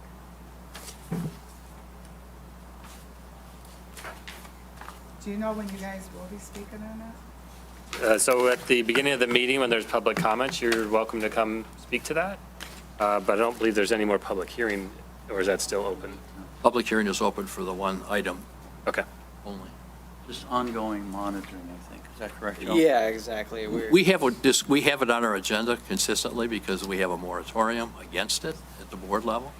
So to keep it active, we keep it on our agenda. We don't always talk about it every meeting, but we do talk about it occasionally. I don't remember, were you were, I think you were, Mike, when Richard was here? And I know Paul was, when we did a resolution on 5G. I mean, this room was standing room only. Nobody wants it. I mean, when your tower climbers are wearing hazmat outfits, and they're telling you they're gonna have cancer, what does that tell you? We already have a lot of towers here. We don't need a 5G, especially in Bruce Township. We have a lot of beekeepers, and it will fit. Matter of fact, one of the beekeepers I have seen in the printing company, he said they wanted to put one on his property. Told him, no, hit the road. He says, you're not killing my bees. Because if you don't have bees, you have no food. They pollinate the food. All right. Joe, outdoor storage? Right. So you've received an updated version of this language based on the discussion we had at the last meeting in September. And I've tried to highlight all the areas of change here. Not all of that was necessarily. So all the red is the new, the comments on the existing language, and then when you go down to the proposed language, stuff that was changed from last time has been either struck or underlined based on whether it was added or removed. And this is just consistent with the discussion we had last time. Basically, I was just taking all the comments and making sure that I implemented them in the text. So if I missed anything, or if you have any other questions, or if any of the changes led to questions, definitely feel free to ask. Any questions in general too, happy to discuss them. Yeah, I have a question, Joe. 4.4B2, the limitation on how much outdoor storage is allowed, does that apply to 4 and 5 of that same section?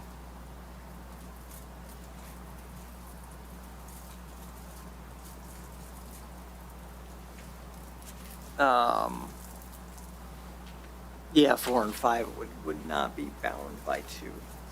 They wouldn't? Yeah, because they're specifically called out as exempt from those requirements.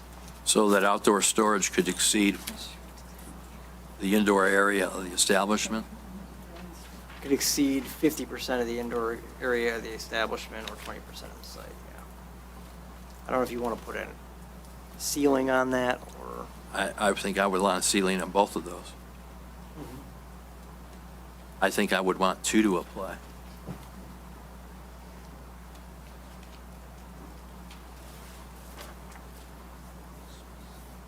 So, just thinking about number 5, that's kind of like an auto dealership or something. Mm, Um, okay, A lot of times, they're going to have quite a bit more of their site than True. 50% of the building. So it could just be that instead of exempting them, we establish a separate limit for those uses. on 5, I understand with respect to if you had a car dealership. Right. Because a lot of their inventory is outdoors. Number 4, I have an issue with. What about a place like Rocks and Roots? Or nursery? I think there should be a limit.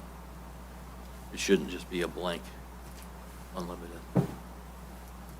And the reason I say that is because there's some concerns from some of the people that are developing in our area about our ordinances. That maybe you guys haven't been privy to, but Jared and I were privy to that. Would we want to handle it under, Yeah, you were privy to that. would we want to handle it under SLU if it exceeded the 50%? So we have the opportunity to review them I on think for an as 4, basis? for 4, if we could add something that, if the outdoor storage area exceeds the limits in B2, that'd be subject to special land use approval. That way there, we could at least take a look at it. And it would be blank allowance. I can see that. I think you could potentially apply that to both 4 and 5. I mean, Yeah, if we could, maybe we'd do it to 4 and 5. That way there, we would have a clearer picture of the business that would be going there. Sure, yeah, okay. I can do that.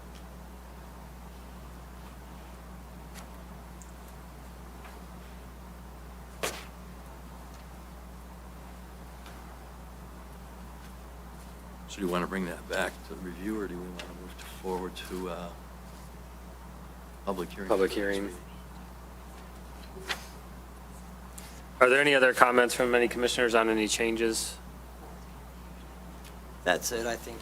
I'd be comfortable putting that laid together and we can look at it at a hearing. And if we need to change it a little bit, we always could. I would agree. I think that's a change that we can move forward with, scheduling a public hearing.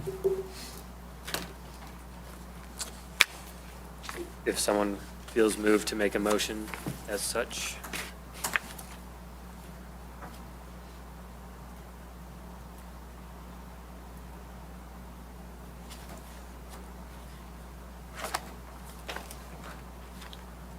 I can make a motion to move forward with recommendations from Joe towards a public hearing with the additions that Mike added in to change 4.4 B, both 4 and 5, making those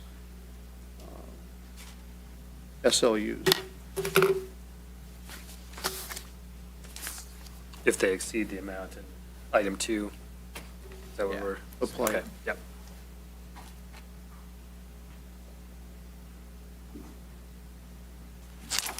For December? Yeah, we could, let me just check the noticing. But yes, we can easily make the notice, so. For December. Yeah. Okay. I'll second that motion. Motion by Cant, second by Trombley. Dana, would you call the roll, please? Hagelstein, Yes. Boyce, Yes. Cant, Yes. Barnett, Yes. Tremblay, Yes. Cupids, Yes. Vincent. Yes. Motion carries. All right, 10C is reviewing the industrial district allowable and special land uses.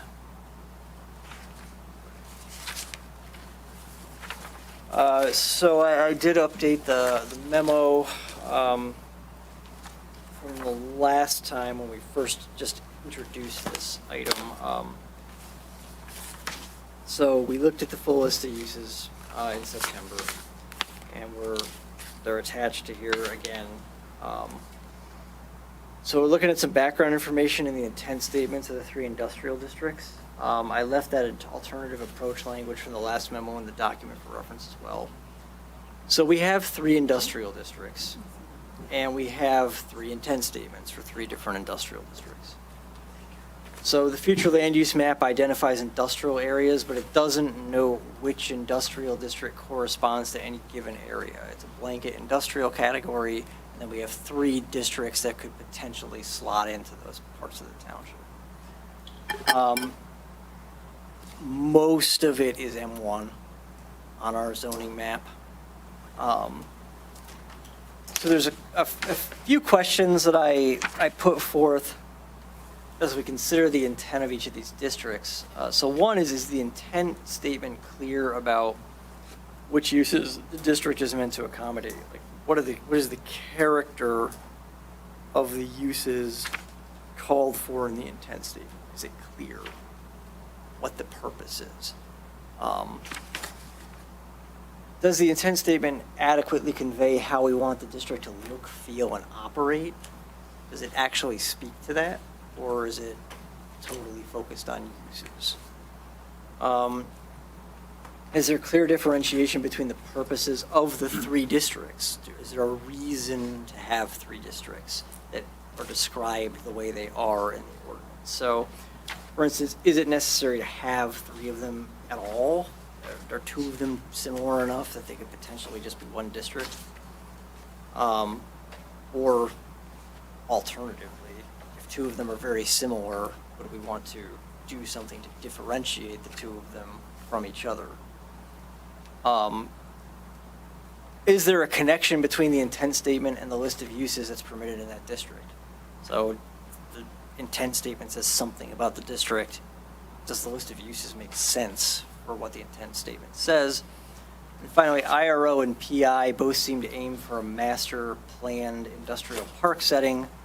Actual industrial development in the township tends to occur on a site-by-site basis within established subdivisions or on standalone sites. So that's just something to consider. We have these 2 districts that both seem to call for master planned industrial parks. We haven't really seen much of that development occur. So the first district that we're talking about is the IRO, Industrial Office, Research Office District.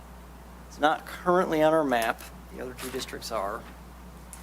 So the Industrial Research Office District is designed to primarily accommodate office, scientific, business, technological research operations, related testing operations, and other related uses where office technology and scientific research activities are mutually dependent or developmental in nature, and to permit other uses which are complementary in nature, including some light industrial uses, provided they do not detract from the character of this district.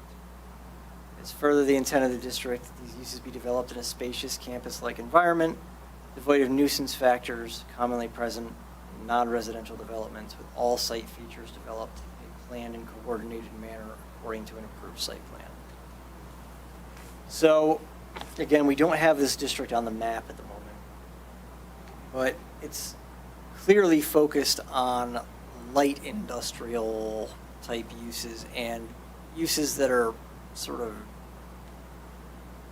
close to industrial but don't get into the manufacturing realm. They're more focused on testing, research, development, that kind of thing. And then the office uses that go with those. So I think going back to the 5 questions that I started out with, it's pretty clear about what uses it's meant to accommodate. And it talks about wanting the district to be planned, but doesn't really say anything about what the look and feel of the district necessarily would be. So we don't have any physical description of the district. It just says planned. It talks about it being planned. And then spacious is another word that we have in there that gives us some clue as to character. But we don't really get into detail as to what we want the look and feel to be in the district. We'll address differentiation in a minute. Clear connection between the intent statement and the list of uses. If you do go to the list of uses later on that's attached to that item, it talks about corporate headquarter offices, it talks about research, development, and testing facilities, educational and design facilities, technological, medical, and dental clinics, medical, optical, pharmaceutical, and dental laboratories. So places where you might, if the laboratories might do a number of things, they might actually review samples, or they might also fabricate like a dental implant or something like that at a facility like that. Data processing in computer centers, pilot plants, establish and demonstrate creative technologies that can serve as a basis for enlarged facilities elsewhere, accessory buildings and indoor accessory uses, which are typical. And then over in the special land uses, we have utility and public service facilities, the development of professional scientific instruments, electrical or electronic prototypes, production facilities and operations with a high degree of technological input, and manufacturing processes using light machinery such as tool and die shops and metal fabricating. Assembled or sub-assembled products in their finished state shall be easily portable. So we're not looking at creating like windmill blades or something there. It's small items. Trade and technical schools, and then government buildings and uses rounds it out. So to me, the uses that are listed there flow pretty naturally from the intent statement of the district. It seems like at least that portion of it seems to match what the intent was. Is there a connection between the intent statement? Oh, sorry, the last one. Both IRO and PI seem to aim for a master plan industrial park setting. Again, it sort of generally describes the master plan industrial park setting. It doesn't really talk about what that actually means. When we look at M1, we have a much... No, before we go to M1, Sure. can I ask a couple questions? Yeah. You had mentioned on here no physical description. What would you suggest we do? Well, that's something we can... Because this looks like this is a higher end Right. of the manufacturing industrial district of the township, and the physical characteristics should be reflective of the same. Right, exactly. So you might talk about building materials. You might talk about landscaping, or other amenities, that kind of thing. Focal points of design on a site, for instance. Clear front entrances for offices. Sometimes offices are designed in a very kind of either afterthought way or inscrutable fashion, where you look at the building and it's like, where do I go into this thing? So we could talk about that kind of stuff in this intent statement, and then you might follow that with some actual regulation and some district standards. But those are the kinds of things that we could potentially discuss. So if you're looking for that kind of park-like setting, you might look for an elevated level of landscaping. And again, you speak to the higher end type of aim there, and building materials would probably be something that's very reasonable to discuss. And the one thing you had said earlier was, do we need 3 industrial districts? What are you seeing as a pattern in other developing communities? So a lot of communities have basically a light and heavy industrial distinction. So a third category has entered the picture in the last decade, I would say, where you get this technology focus, something like the description we just read. So we're ahead of our time then. Yeah, it was, in a sense, yeah. That kind of district has become a lot more common. But then the other distinction is typically between lighter industrial and heavier industrial.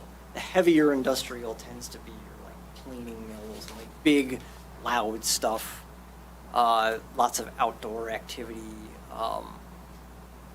hazardous byproducts and things. That all tends to be stuffed into heavy industrial. And then your light industrial is things like we generally have in our M1 district. We don't really have a lot of heavy industrial. In our M1 district, we've got essentially light industrial uses, and that's typically what you see in a light industrial district. We don't really have a heavy industrial. We don't really, no. And I'm not saying we have to. Unless you have, I mean, we have a fair amount of land for industrial, but unless you have like a lot of land, those heavy industrial uses can be really hard to fit into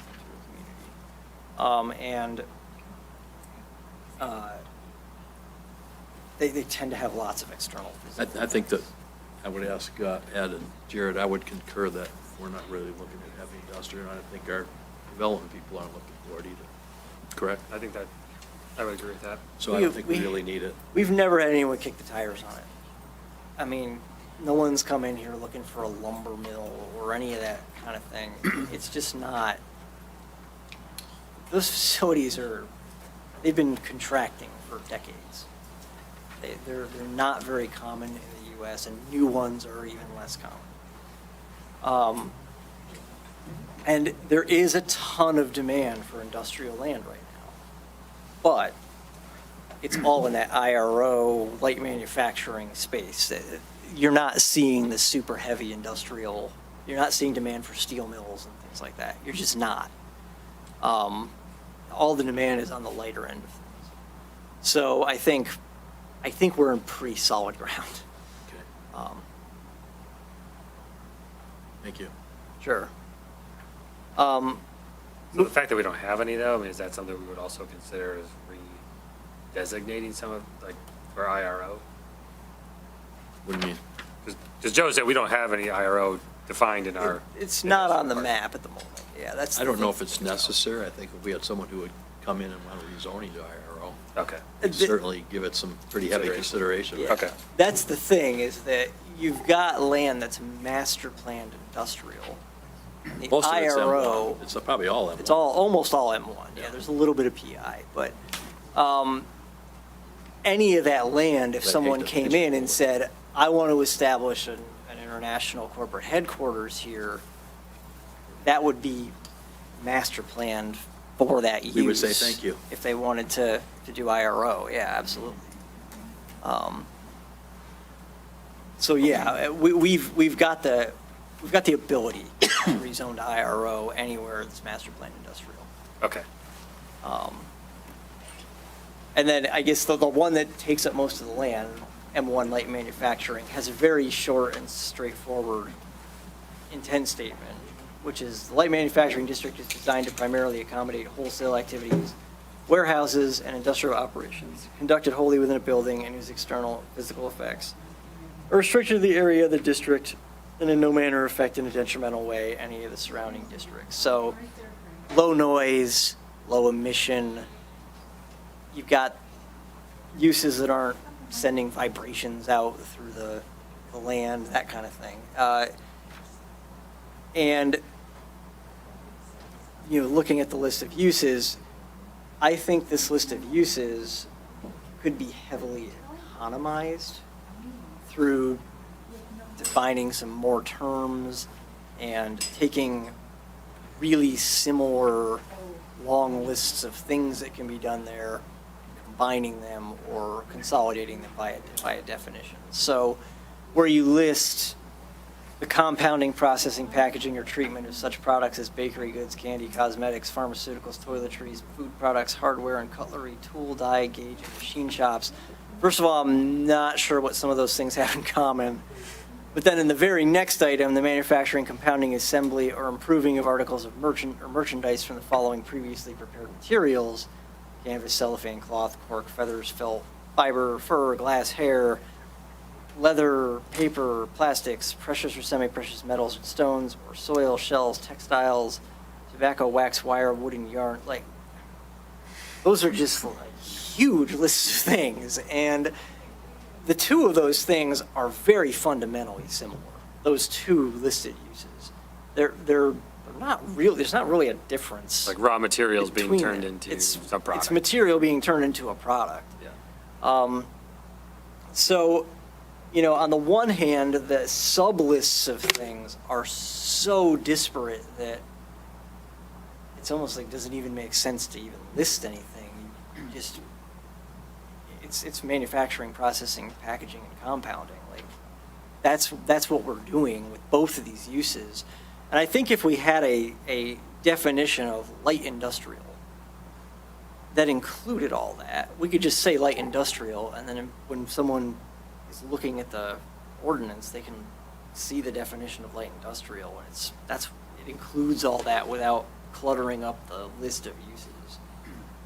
And then, again, like the manufacturing of pottery and figurines or other similar ceramic products using only previously pulverized clay in kilns fired only by electricity or gas. I'd really like to know who came up with this and under what circumstances it was. Like, it seems like something really specific Very must specific. have happened somewhere that caused someone to write this, and then it spread to a bunch of other ordinances. That's like all I can think of when it gets to that level of specificity. It's just very peculiar. And then again, the manufacture of musical instruments, toys, novelties, metal or rubber stamps, and other small molded rubber products. How is that really different from 3 and 4? It basically is the same thing as 3 and 4. It's just a very high degree of specificity that really probably isn't needed. Because as long as the character of the district is met and the standards that we've developed for the district to support that character are met, what's going on inside these buildings, as long as it's fundamentally compounding, processing, packaging, treatment, and assembly, we don't really need to be talking about feathers and fiber and hair. That's incidental to what is overall the use of the property. And it keeps going like this too, manufacture or assembly of electrical appliances, electronic instruments and devices, radios, and phonographs. Well, that's all the same thing as everything else we've already talked about. It gets distinct next when you start talking about laboratories, experimental film or testing laboratories, but then manufacture and repair of electric or neon signs, light sheet metal products, including heating and ventilating equipment, cornices used and the like. Well, that's the same thing as 3, 4, 5, 6, and 7. So I really think we can clean this up a lot. Some things will still stand on their own as distinct uses. And then when you get into the list of special land uses, it talks a little bit about some things that are pretty distinct from the rest of it. The one there that I really want to call attention to is retail uses which have a warehouse or industrial character by reason of enclosed outdoor storage requirements or activities such as, but not limited to, lumber yards, long list of other things, or uses, and then, so there's that portion of it, and then there's a second portion of it, or uses serving the convenience needs of the manufacturing districts, such as but not limited to, eating and drinking establishments, banks, savings and loan associations, credit unions, automobile service stations, hotels, bowling alleys, trade or industrial schools, medical or other offices serving such district, including an industrial medical clinic, and similar uses as determined by the Planning Commission. That's a lot of stuff, and it's all commercial uses. So, could you do all those things as a special land use in the industrial district? You probably could. But let's say you had a large medical facility or a large industrial facility and it had its own small medical area where if someone was injured or something, they've got a place right on site where they can take care of it. That would be an accessory use. So you wouldn't really need to even invoke this to have that as part of it. You could. You really could. I mean, I see this as a rezoning to commercial. That's Well, it's basically interesting because it says not limited to the following. right. So anything that kind of fits that definition. Could Yeah, I don't like it myself. I would end it right after agricultural implementation sales, period. Delete the rest of it. Everything after the semicolon. That's what my own preference would be.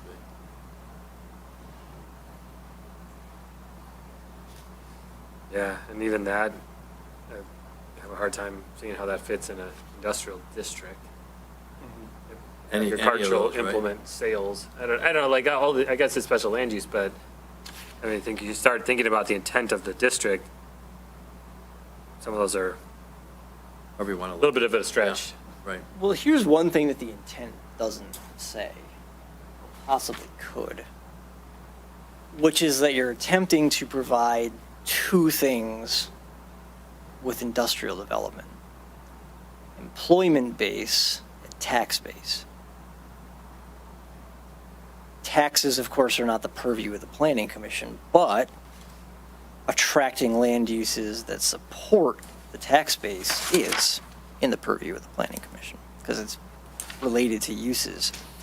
And I think that doesn't say that now in the intent statement, but if we added that, removing that second half of that one item we were just talking about makes more sense because the district is really intended to provide that tax base and employment base, whereas those commercial uses don't really speak to that as much as industrial uses do. Industrial uses are far and away the most valuable land from a tax perspective in any community. Smaller communities that don't have any industrial land actually tend to struggle financially because they don't have that peak in their tax base. Some of them make up for it by having a downtown with really valuable land or something. But, you know, we're a township. We're not going to have a downtown. So it's kind of important to have actual industrial land uses in your industrial district for that reason. You know, it supports services to the entire rest of the township. Residential is a money loser. Municipalities spend money on residential. They do not make money on residential. Even no matter how high you think your property taxes are, municipalities don't make money on residential development. They just don't. When it's brand new, they do, but 20, 30 years down the road, it's not making money for them. So that's something that I think we could potentially add to that intent statement, is that we're trying to create tax and employment base with this district.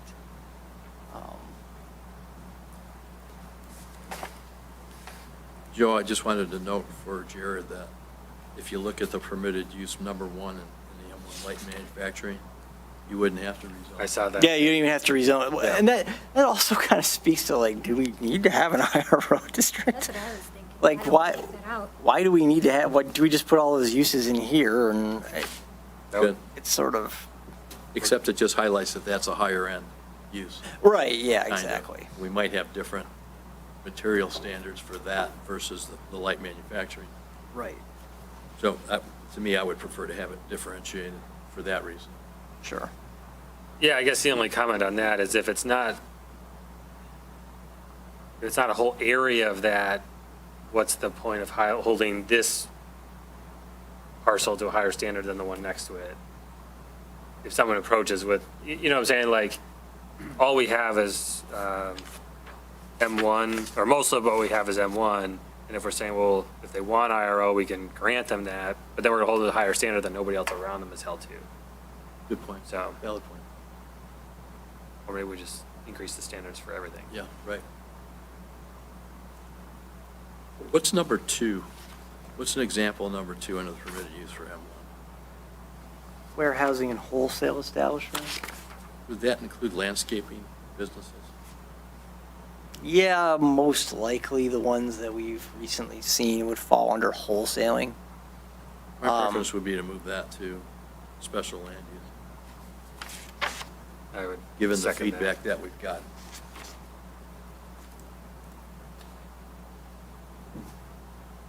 That way there we can look at it before we agree to it. And, because I don't think you want a landscaping business amongst some of the higher end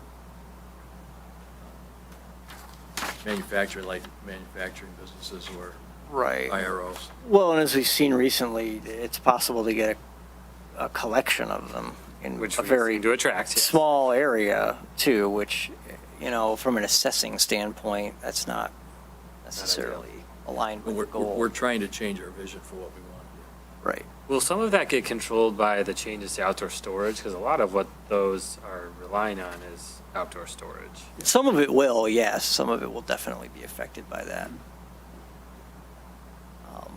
But nevertheless, still a yard from a tax-based perspective versus a shop building, two completely different things.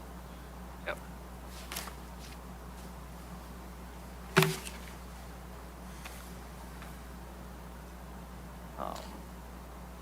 And I would certainly agree with your recommendation, Joe, to update the language on these uses to be more generic and focus on the Appearance.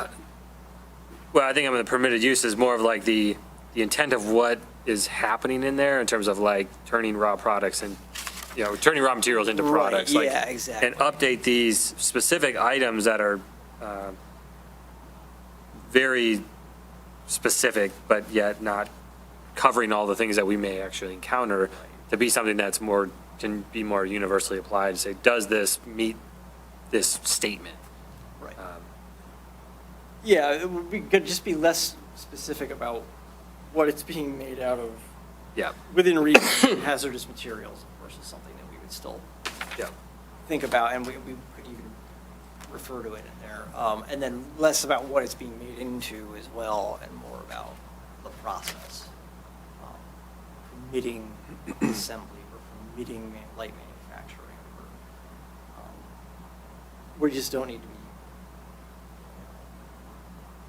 listing out every possible material that something could be made. I also think, and this kind of ties into the IRO, but just defining, I think a lot of what we've seen is more like metal buildings going in there, and can we articulate that we expect a higher level of construction? I think we have material standards. We have material standards for the front of the building, yeah. Okay. So the front end is got some standards like brick or stone. The sides and the back we're not so strict on. Okay. Right.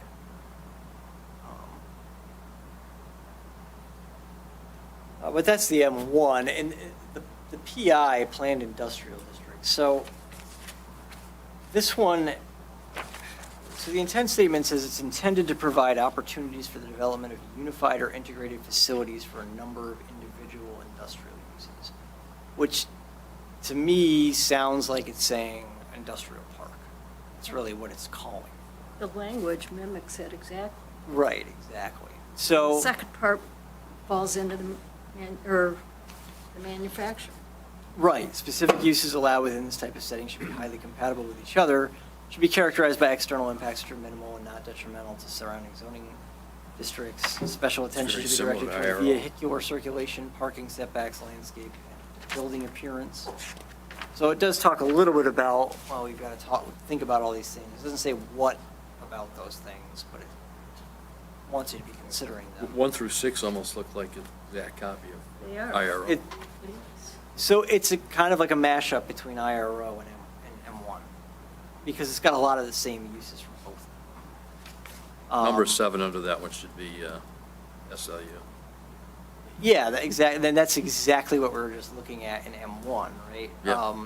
And then so are all the things that follow. They're all word for word from M1. So it's essentially the IRO and the M1 together.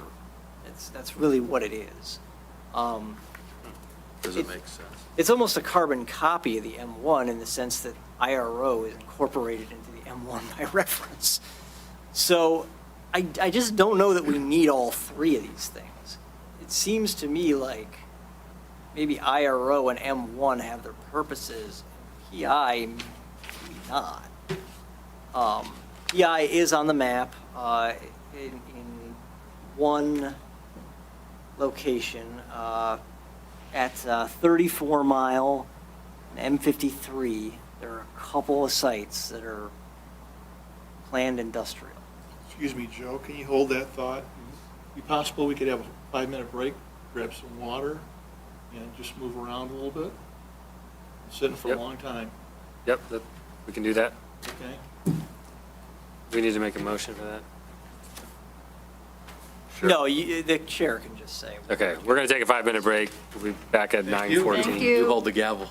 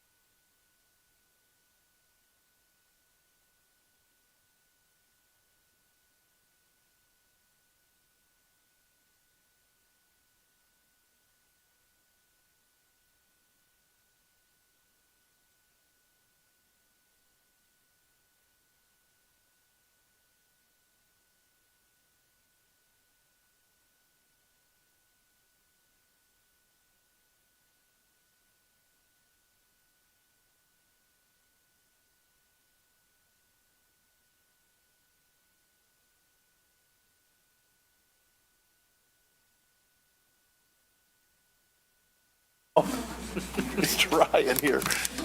All right, we are back at 9:17 PM. And where were we? We're continuing 10C. P1 is basically the same as M1. Yes. And Get rid of P1. do we need a P1? Yeah, and so one thing that I was thinking is if you look at where P1 is on the map, it's at 34 Mile and M53. That land's all vacant. There's a couple industrial uses up in that area, but they're all zoned M1. So if that PI district was put on the map there with the intention of creating some sort of industrial park type setting, would IRO be a more appropriate designation for that property? Something to think about because there's 3 parcels there. The only thing, They're all vacant, correct? the only thing on any of them is a cell tower. That's it. So there's a lot that could potentially be done there. It's a fair amount of property. I don't know exactly how much it is, but it's, looks like it's about a Sorry, could I ask that quarter the, section. could I ask that the conversation in the audience? Thank you. It's almost a quarter of a section, so there's a lot of land there. Yeah, the PI district, I think, could potentially become the IRO, and I don't know that we necessarily need the PI district. If you look at the list of uses in the PI district, I think it really is very, very similar to the other 2 districts. It just sort of takes from both and glues them together. I think that makes sense. I don't know why we need the PI. Or P1. Was it P1? It's P1. PI, and it says P1 on the map. So yeah, it's PI. But yeah, I think that if you want that park-like setting for the IRO, that it's probably where you put it. So from a practical standpoint, if we eliminated it, but we had, I think, zone P1 would they automatically default to IRO or? If you eliminate the PI district, you have to determine what you're going to zone it to. So you would actually rezone it to IRO. Or M1 if you prefer to do that, but IRO is a potential possibility. But M1 includes IRO, so, or is very close, so you could almost. M1 does include IRO, Yeah. but, or the uses anyway. Right. But not the intent. The intent or the conception of the district as a Okay. planned park. I have a question, Joe. Mhm. Is the, to M1, is the light manufacturing the appropriate terminology? In other words, that makes me think light, heavy. Mhm. Is that the right reference? Yeah, it's an interesting question. We don't have a heavy manufacturing district. I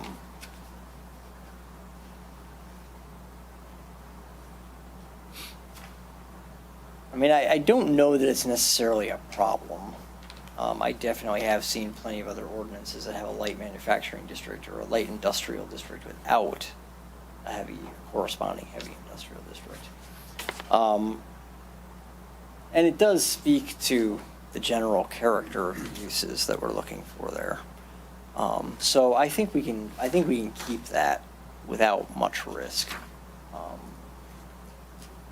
If someone ever did come in with a heavier use, they have a special land use process they could pursue, and they would have to demonstrate that they're going to, meet the intent of the district in order to be approved.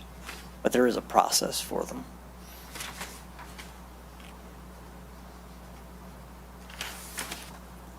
You got enough to go on to Yeah. make the changes? So we'll have Joe make updates based on what we talked about this evening, and then review them at the next. Yeah, I think I'll try to come with a complete package next time. Okay. So we got something really. And then assuming we are good with those changes, then we would make a motion to have a public hearing to, okay. I think if I'm not mistaken, we're due to meet with those developers in the next month or two anyway. 'Cause we're supposed to meet with them quarterly. Oh, okay. The business owners of the industrial park? Yeah, I think we had like 90% of them at that meeting. Okay. We did recommend we meet quarterly. Okay. All right, thank Show them you. the love. Yes. All right, thank you, Joe. All right, that wraps up unfinished business. Under new business, we do have the item we added, which is the nomination of a commissioner to the role of secretary. So I did send everybody an email yesterday, just kind of highlighting what the role was and the need that we have to nominate someone for that role. Connie had been filling the role since I've been on the commission, and with her departure, that's now an open.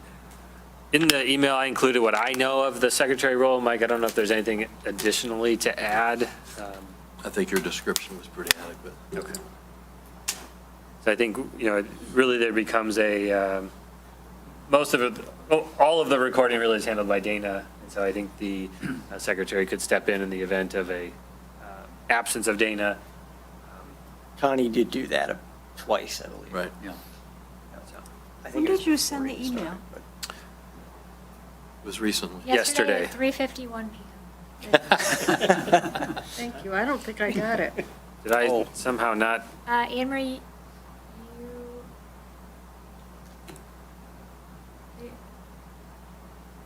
what's your email? I think this is the wrong. Anne Marie 2?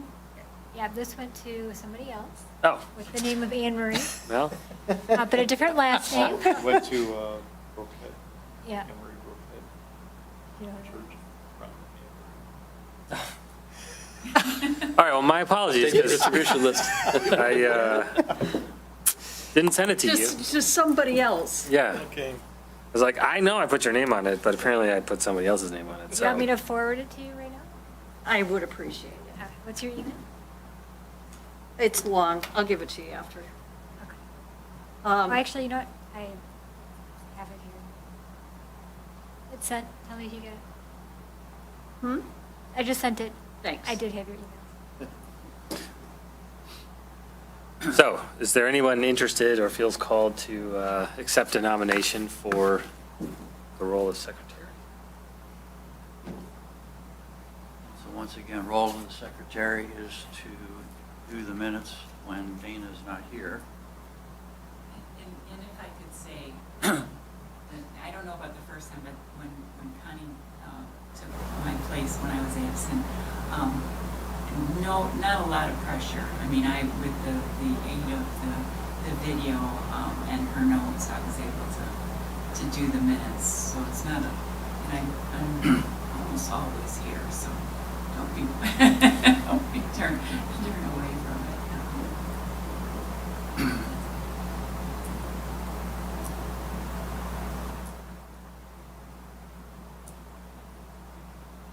Well, in the absence, I'll step my hand up in the air and say, You're vice chair though, right now. as vice chair, that's right. You, Jared, I cannot do So I Ed cannot do it. can't do it? Cannot. it. Ed already has a position as vice chair. Yep. And Does the it count board liaison. if somebody has experience being an association secretary? I nominate Emory. We would accept that as experience. I do it for 2 other associations, so, It really counts. yeah. Fine. Would you be willing I will to do. accept the nomination? Yeah, Emory. Would someone like to nominate? How does this work exactly? Do we need I to? did. She can nominate herself. Oh, He nominated her, Yeah, Randy's so we did- need a second. would any like second the nomination? I'll second. Everyone's going to second it, so. Unanimously second. I'll get with you, Dana. You know what, I'm intimidated by what Oh, my you God. probably do better than I do. Is it a verbal or a roll call?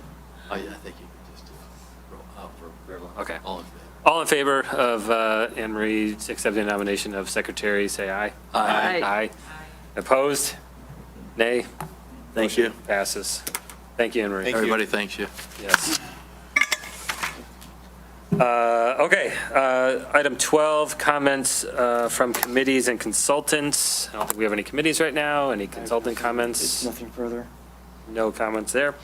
Item 13, comments from commissioners. So I have one. I would like to formally welcome Anne Marie to the commission. Thank you. So we're excited to have you. And I think when we announced that, we kind of highlighted some of your experience, but if you would just take a minute and kind of share with the other commissioners some of the history you've had around local government and some of the things you've served on, just Oh, briefly. Sure. Wasn't prepared, but had a long career working actual work. You might want to talk in the microphone for the benefit Are of the they- viewers. Didn't even know they were. My hearing it up earlier, I'm good. Okay. So HR and But labor just to get it relations recorded, though, you got to be. director for AT&T and many of its predecessors. But throughout that time, I also had experience working in municipal government, elected position in the city of Rochester, the downtown area.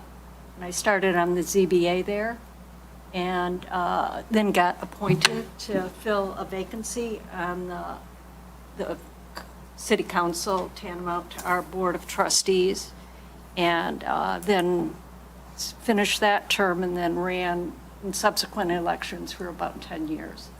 So I had a good amount of exposure, if you will, to planning commission things, being the recipient of a lot of it like Mike is here. So, and I grew up in the area, was absent in Rochester for about 30 years, and then came back. Excellent. Thank you. Thank you, and welcome. We are happy to have you on the commission with us. Any other comments from commissioners? Yeah, I'll give you guys. No, do it. Oh, okay. Well, I've been putting together some thoughts on some things that I see happening out here. And I want to caveat it by saying, obviously, I'm new. I've watched a lot of the meetings and whatnot, so I'm not entirely sure this subject has not been broached before, so if it is, speak up. But it has to do with what I would call agribusiness and agritourism. And I know in our ordinance, we do have language discussing agribusiness. And as I see it, that would mainly be instances where it's a farming type enterprise or a growing type enterprise, and then the opportunity for ancillary things to that farming type thing. I understand that a lot of this is dictated by state law in what can and cannot happen. But what I see happening, or all around us actually, is expansion of these farm and growing related businesses, enterprises, farms, to something that's far beyond that. And it gets into what I think is the realm of agritourism, which is a very popular thing. And good instances, examples are Youngblood Winery in Ray Township. They have expanded their winery operations such that they have now both indoor and outdoor private event spaces. And they are available for rent, such as a wedding or a big corporate event. Their outdoor capacity is 300 people for outdoor events, and their new indoor facility that just opened, it looks beautiful, is 200 people. Then you've got the recent expansion into areas that I would call event-based, food and beverages at Big Red Orchards, which was kind of a farm with a small, donuts, cider mill kind of thing. And then, of course, most prominently in this area is Blake's in Armada Township, which when I lived out here and a kid was just an orchard. with a, kind of stand there. And it's gone way beyond that. They have, the widely advertised public events. They have banquet space, almost like you can go in there and get dinner.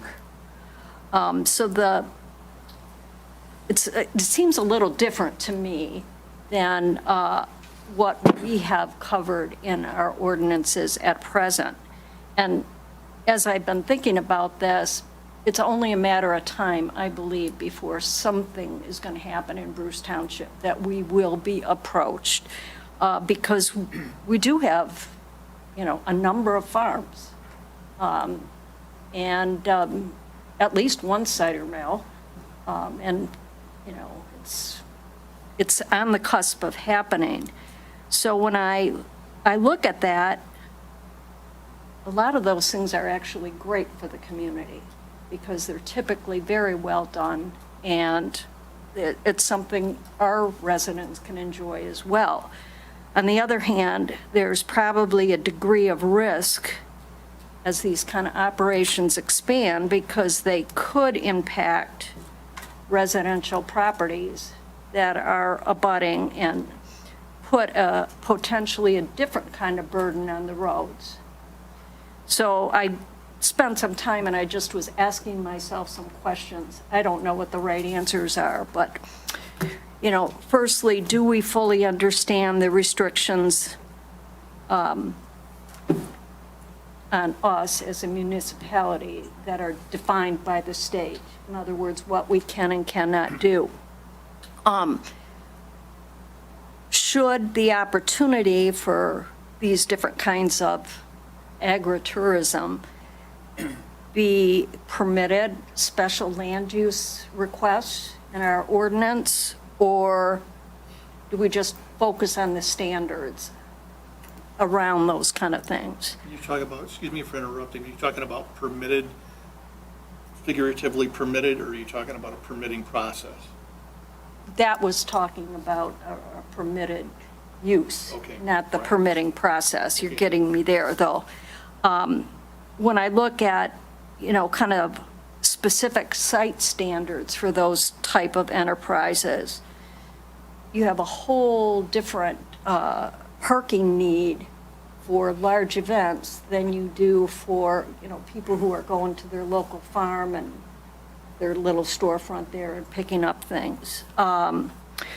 Should there be limitations on ingress and egress on unpaved back roads?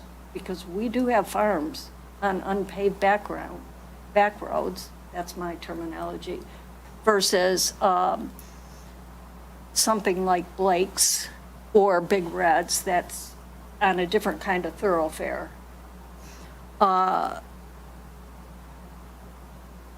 Do we want to look at potentially hours of operation and what requirements should be in place for potentially inside events versus outside events, because they bring different, things to bear.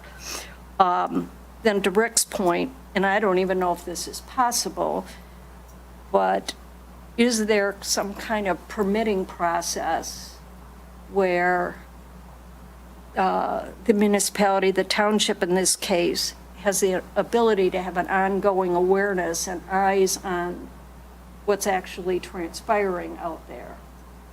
And then lastly, and it may be probably the most important, is for those types of things, are we certain that our existing noise and lighting ordinances, and I'm sure there are others, address the kind of things that can happen with those kinds of things taking place? So it's just kind of thoughts to throw out in, is that something we should be try to get ahead of it on? Because I'm convinced it's going to happen. We are seeing it already. At the Lavender Farm, they do dinners pretty often there, probably not this time of year. They're on the edge. So They're that's right on the edge fitting but yes. I can address the Lavender Farm. There were people that were concerned about what they were doing there, and our supervisor actually went to the state of Michigan. The state of Michigan went out there and looked at the place and found that they were in compliance with the Right to Farm Act and there's some rules, there's a term for the rules that they have to follow, and they were found in compliance. But I can tell you from my history, probably you guys, nobody was probably on the board at the time, but at one point in time, we did have an interested party that was looking at a parcel of land on Boardman. Do you remember that? Yes. And they wanted to do an event center there, and the public outcry was very heavy against it because of the location, primarily on a dirt road in a quiet area of the township, not like on a main thoroughfare. Correct. So it was turned down. But we have seen things like that before. As far as our agribusiness ordinances, I would ask Joe if he has any comments with respect to that. If we need to take a look at it, revisit it, where can we draw the line versus what the Right to Farm Act overrules us? I think noise and lighting, we have control over. We do have control over those things. We have agribusiness regulations in the zoning ordinance. We could certainly review them. I'd be happy to just put what we have in a memo to the Planning Commission and let everybody take a look at what we've got. And then we can talk through some of the issues that maybe it doesn't address.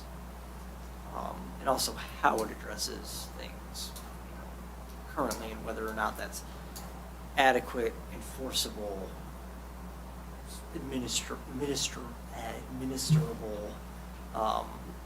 There's lots of different angles of looking at it from. I'm working on some regulations for East Bay Township up north right now. One of the things that we're doing there is a lot of communities have this 55% grown on-site standard. Ours is 50, I think. Yeah, 50 or 55, one or the other, but a lot of them have that type of standard, and there we're doing a 60% of the land is an active farm agriculture. Because it's so hard to know if 55 or 50% or whatever the percentage is of what's being sold on site has anything to do with what's being grown on the site. You gotta open up someone's books basically to figure that out. But you can look at the land from the air and say, oh yeah, clearly 60% of this is an active farmland, or clearly 60% is not. It's a much more administratable standard, I guess. That's something that I've done in a community recently. But yeah, we can certainly look at it and it's a rapidly evolving field, so periodically taking a look at what you got is not a bad idea. I mean, and it kind of draws the question to me is, what does Bruce want? Do we want to court those kind of things, or at least have, be able to support them should requests come in? I don't know the answer. I mean, we know what's happened before.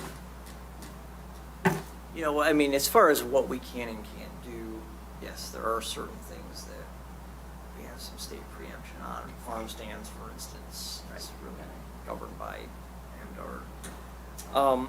But any building that the public is going to enter, that's completely within our purview. So there's two sources of agricultural regulation. There's the Right to Farm Act, which the Right to Farm Act does not actually give anyone a right to farm. What it does is it provides an affirmative legal defense against nuisance complaints, provided that the farm is meeting generally accepted agricultural management practices. That's the term I was looking for. Yeah. So nuisance or usage? Nuisance, like so smells, exactly that kind of stuff. So that's what Right to Farm actually does. It doesn't actually give anybody a right to farm. It provides existing farms with an affirmative defense against nuisance complaints if they're in compliance with the case. Primarily, that was for manure spreading. Yeah, it was to ensure that if a farm existed this is a farm, and then a subdivision comes in next to it. These people can't force this to shut down, which has been there for 80 years or whatever, because they're unhappy with something that's going on this site. That's fair. And, but, you know, when you get beyond that, when you start talking about event centers and things, that's entirely within the realm of zoning. Even if it's outside? Yeah, even if it's outside, yep. Well, I feel like some of the ones that have come before, the Right to Farm Act covered whatever that was that they were trying to do. I think the Lavender Farm was one of those, and I think the was a roadside stand. roadside stand was the other, and I think those were ultimately determined to be acceptable uses. What we're discussing here, though, is a different magnitude in its entirety. Right. In Big Red, I was involved with. Yep. I presented down at Washington Township. You know, I own property in Washington Township, and this is in my backyard. And what happened with Big Red, they allowed the applicant unconditional approval, no conditions whatsoever. I've talked with. Well, that's not exactly true, though. They did have hours of operation. But it's. I mean, so don't say there were no conditions, because there were some conditions. Well, the big one I read is outdoor entertainment until 11 PM, which I've got a problem with. And, but anyway, it was a unanimous vote to approve it. I did talk with the owner after the fact, congratulated him on his approval, and he assures me he wants to be a good neighbor. He lives adjacent to the orchard, so, you know, we got to give him a chance, but, you know, there is a high risk of being noise disruptions over there.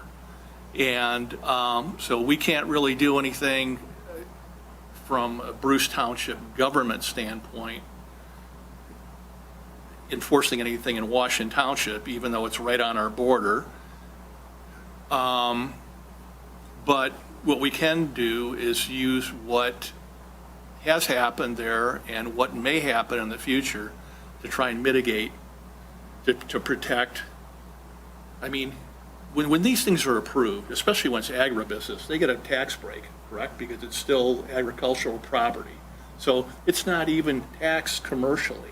So what it amounts to, if the alternative is if it would have been developed residential, who knows? So they maybe for a certain period of time, they would have gotten some tax base. Now they're not. I mean, there's just, it's not commercial property, but it's a commercial operation being conducted within a residential setting, all falling under agritourism. So, and my stance here is not just looking out for my concerns. My concerns definitely are important, obviously, but also concerns for where this may pop up elsewhere in the community. And I think that our existing noise ordinances, because there are two, have an opportunity for substantial improvement. And I've had some informal communication with Joe. I've sent him some links. We've talked on the phone a bit about this. And most recently, I came up on a Find Law article that they encourage that whatever you put in your noise ordinance, for it to be, the requirements to be explicit versus generic. I mean, spell out the actual dB limits, inside, outside, distances from sound source. And then, after that article, I came up with an excellent link written by the EPA, federal government, regarding recommended maximum sound levels for all those. So what I'd like to do is, if the commission is in agreement, is to have Joe look into this further, and, you know, if a subcommittee is warranted to help him, I'm volunteering my time to work with Joe. If anybody else is interested, I would certainly welcome their input. The more people that would be involved, I think we guys stand a better outcome or a better chance of having a better outcome. You know, look what we did with accessory buildings and garages. You and I, and was Ed involved with that, or was this you and I and Joe? So it worked very well. But I definitely believe we got an opportunity for improvement. So I can go on and on. I mean, I've been living this for over the past year. Yeah. So anyway, if anybody's got any questions about it, I'd be glad to share them, and for the sake of time, I'll leave it there. Anybody got any questions? I do. Okay. Would it be or from your perspective, would it be an idea to incorporate the noise-specific concerns along with a broader look at, do we have things in place on how we want to address that point at which we may be getting requests to have event venues? Yeah, I mean, I think your noise regulations have to apply broadly across the township. Right. And you don't want to be singling anything out. Oh, no. So I think yes. you're looking at noise regulations on their own, and then looking at agribusiness on its own as well, and they're going to interact. But I think you kind of have two tracks that you're going down there. I think one of the points that I'd be interested in is, where do you cross the line from agribusiness to commercial? Sure, yeah. And that was one of the arguments that we were making with the Boardman property at one time. And, I mean, Mandy's, as she brought up, the Lavender Farm, which was legit, at what point do you cross that line? Well, with the Lavender Farm, the problem with that was those buildings that he Right. kind of was told to keep the numbers. Well, it wasn't just that, it was the other activities he was also doing. And they only weighed in the activities that were called out in the complaint. They didn't basically assess the whole operation, the Lavender Farm. So I would propose that Joe comes back with, next meeting, with the details of what we currently have covered in this, and then we can review it, and then, I don't know if we want to move forward with making a subcommittee now, or hold off until we have a chance to review it and then determine next steps. One thing I started to talk about and didn't finish is there's two ordinances. Yep. There's the noise ordinance and the zoning ordinance. And that is enforceable, correct me if I'm wrong, Joe, by the enforcement officer, which in our case is Mike Philbrook. Right. And then secondarily, there is a policing noise ordinance, which is handled by, I think, we're Michigan State Police, or we sheriff out here? Be a sheriff. Okay, so the sheriff would be called out, and because they need an ordinance, I mean, the township doesn't have any ordinance here, I mean, it's nothing we can do, it's too bad, so sad.